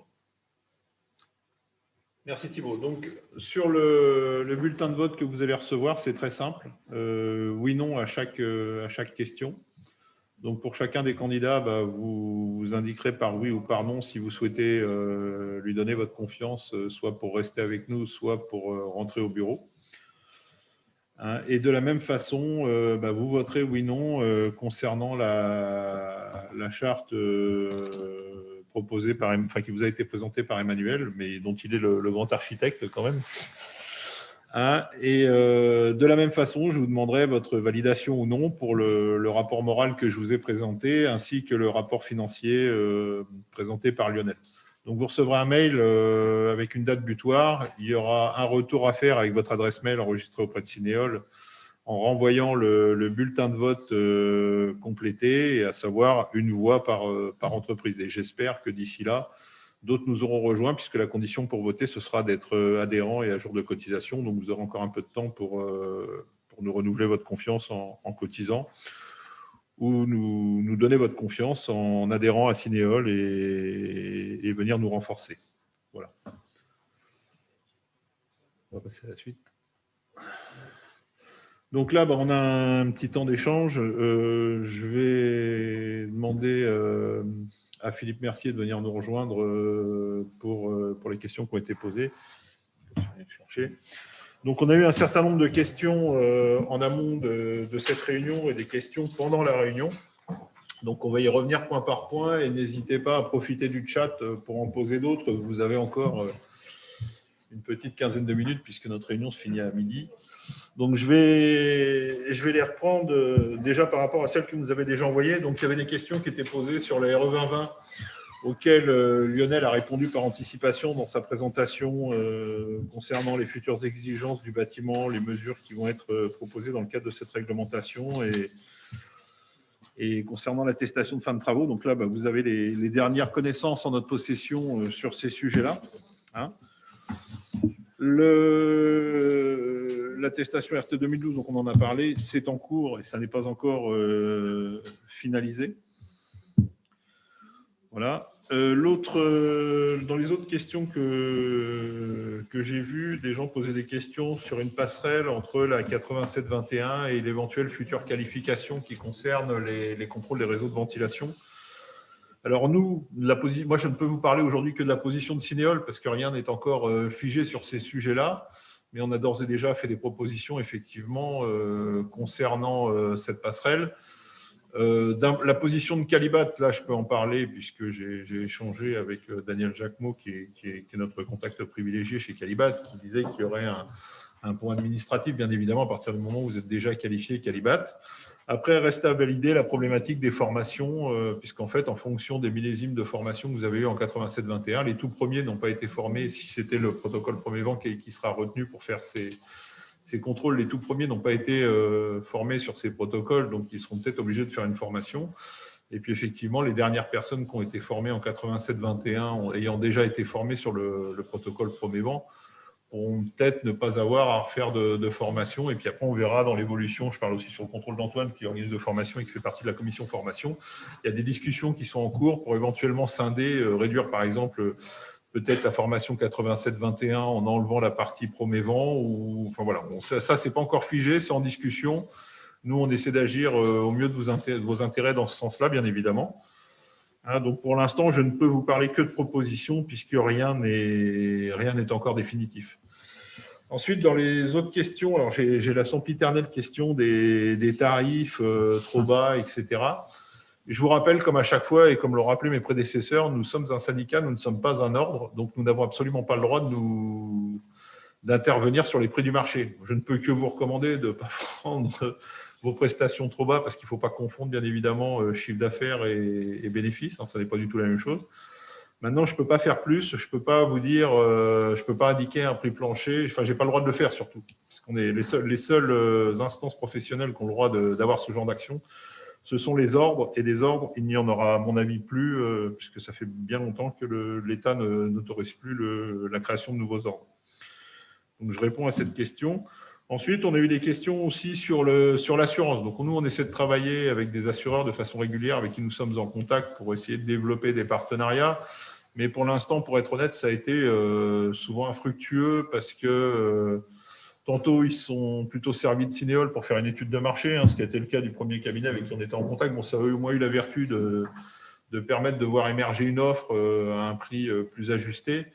Et puis, le souci qu'on a souvent avec les assureurs, c'est quand on travaille sur plusieurs activités en même temps, puisqu'on on essaie de nous faire payer des risques qui ne nous concernent pas. Je parle notamment pour ceux qui vont faire du DPE, qui vont se retrouver sur une assurance de diagnostiqueur assez généraliste qui n'est pas proposée sur mesure et qui, du coup, vont payer pour d'autres risques plus conséquents que les nôtres, comme l'amiante et des choses comme ça. Donc, on essaie d'avancer là-dessus, mais pour l'instant, on a des contacts réguliers avec les assureurs, mais on n'a pas réussi à avoir quelque chose de définitif. Et je pense que la voie, en fait, c'est d'avoir une proposition d'assurance qui colle parfaitement à nos métiers que sont la mesure et qui ne nous fasse pas payer pour des risques qui ne nous concernent pas. Mais ça va être un travail, je pense, de plutôt très longue haleine. Dans les autres questions, il y avait les mesures. Alors, j'ai une question qui me demandait la position de notre profession sur les nouvelles mesures liées aux habitations type passoire. Est-ce qu'elles auront un impact sur l'infiltrométrie? Ça peut être un des vecteurs. Je pense que la bonne façon de se placer sur ce marché, ça peut être la fameuse qualification de 87-31 sur laquelle travaille aussi Cinéol, hein, donc l'audit énergétique en maison individuelle, puisqu'effectivement, il y a une volonté politique assez forte sur ces logements pour qu'ils soient rénovés.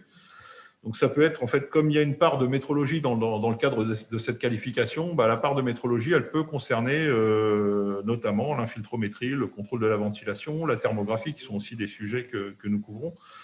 Donc, je pense qu'il y a probablement des choses à développer de ce côté-là. Ça démarre maintenant, donc je pense qu'il faut y aller. Hein, essayer peut-être de commencer à voir pour obtenir cette qualification 8731 et dans vos propositions d'audit pour ces fameuses maisons individuelles dites passoires, vous pourrez notamment proposer le test d'étanchéité à l'air qui effectivement peut amener à déceler des solutions pertinentes de traitement et d'amélioration du bâtiment. Je pense que j'ai fait le tour. Je ne sais pas si vous avez vu d'autres questions qu'on n'a pas couvertes là-dessus. Non, moi, je voulais revenir sur l'aspect passerelle.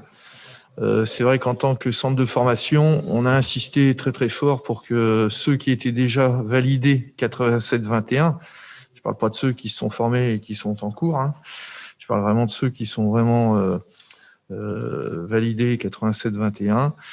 Il y a le curseur à mettre, effectivement, à partir du moment où on a formé où les formations ont pris en compte les mesures de débit et les contrôles visuels. Eh bien, on pousse très très fort avec le syndicat et les centres de formation pour que, bien sûr, il y ait cette fameuse passerelle pour que les personnes déjà validées et formées sur ces deux points, sur ces deux aspects, eh bien, n'aient pas à repasser les 2 ou 3 jours de formation, puisque là aussi, les durées ne sont pas encore tout à fait fixées pour ce nouveau référentiel Calibat. Voilà, je voulais juste ajouter ça, Cédric. Cécile, avons-nous d'autres questions auxquelles nous pourrions répondre? Donc, c'est tout. Écoutez, je pense que nous allons conclure un petit peu en avance, tant mieux. Écoutez, on va tous souhaiter un bon anniversaire à Cinéole qui a ses 10 ans. Je regrette qu'on ne puisse pas le fêter tous ensemble autour d'un verre, ça aurait été sympathique. Écoutez, on remettra ça, j'espère, à l'année prochaine. Je vous souhaite bon courage dans ces périodes compliquées. On reste à votre écoute et à votre service surtout. Et encore une fois, rejoignez-nous. On va essayer de mener des actions. Bon, là, on avait eu un certain succès avec les fameuses réunions qu'on avait fait dans les différentes régions et j'avais trouvé ça fort sympathique. Bon, là, le contexte rend les choses un peu plus compliquées, mais on est en train d'étudier d'autres solutions pour venir vous rencontrer directement. On a un bureau qui va se tenir très prochainement et on est en réflexion pour mener de nouvelles actions pour venir à votre rencontre et vous aider pour vous apporter l'information technique réglementaire que vous souhaitez et que vous avez réaffirmé vouloir de notre part. Voilà, bon courage à tous. J'espère à très bientôt et en présentiel, parce que c'est un des nouveaux termes de cette période. Voilà. Je voulais juste couper, je ne te coupe pas Cédric, mais il y avait une question qui arrive un peu sur le tard, mais pour lequel c'était pour répondre à Virginie.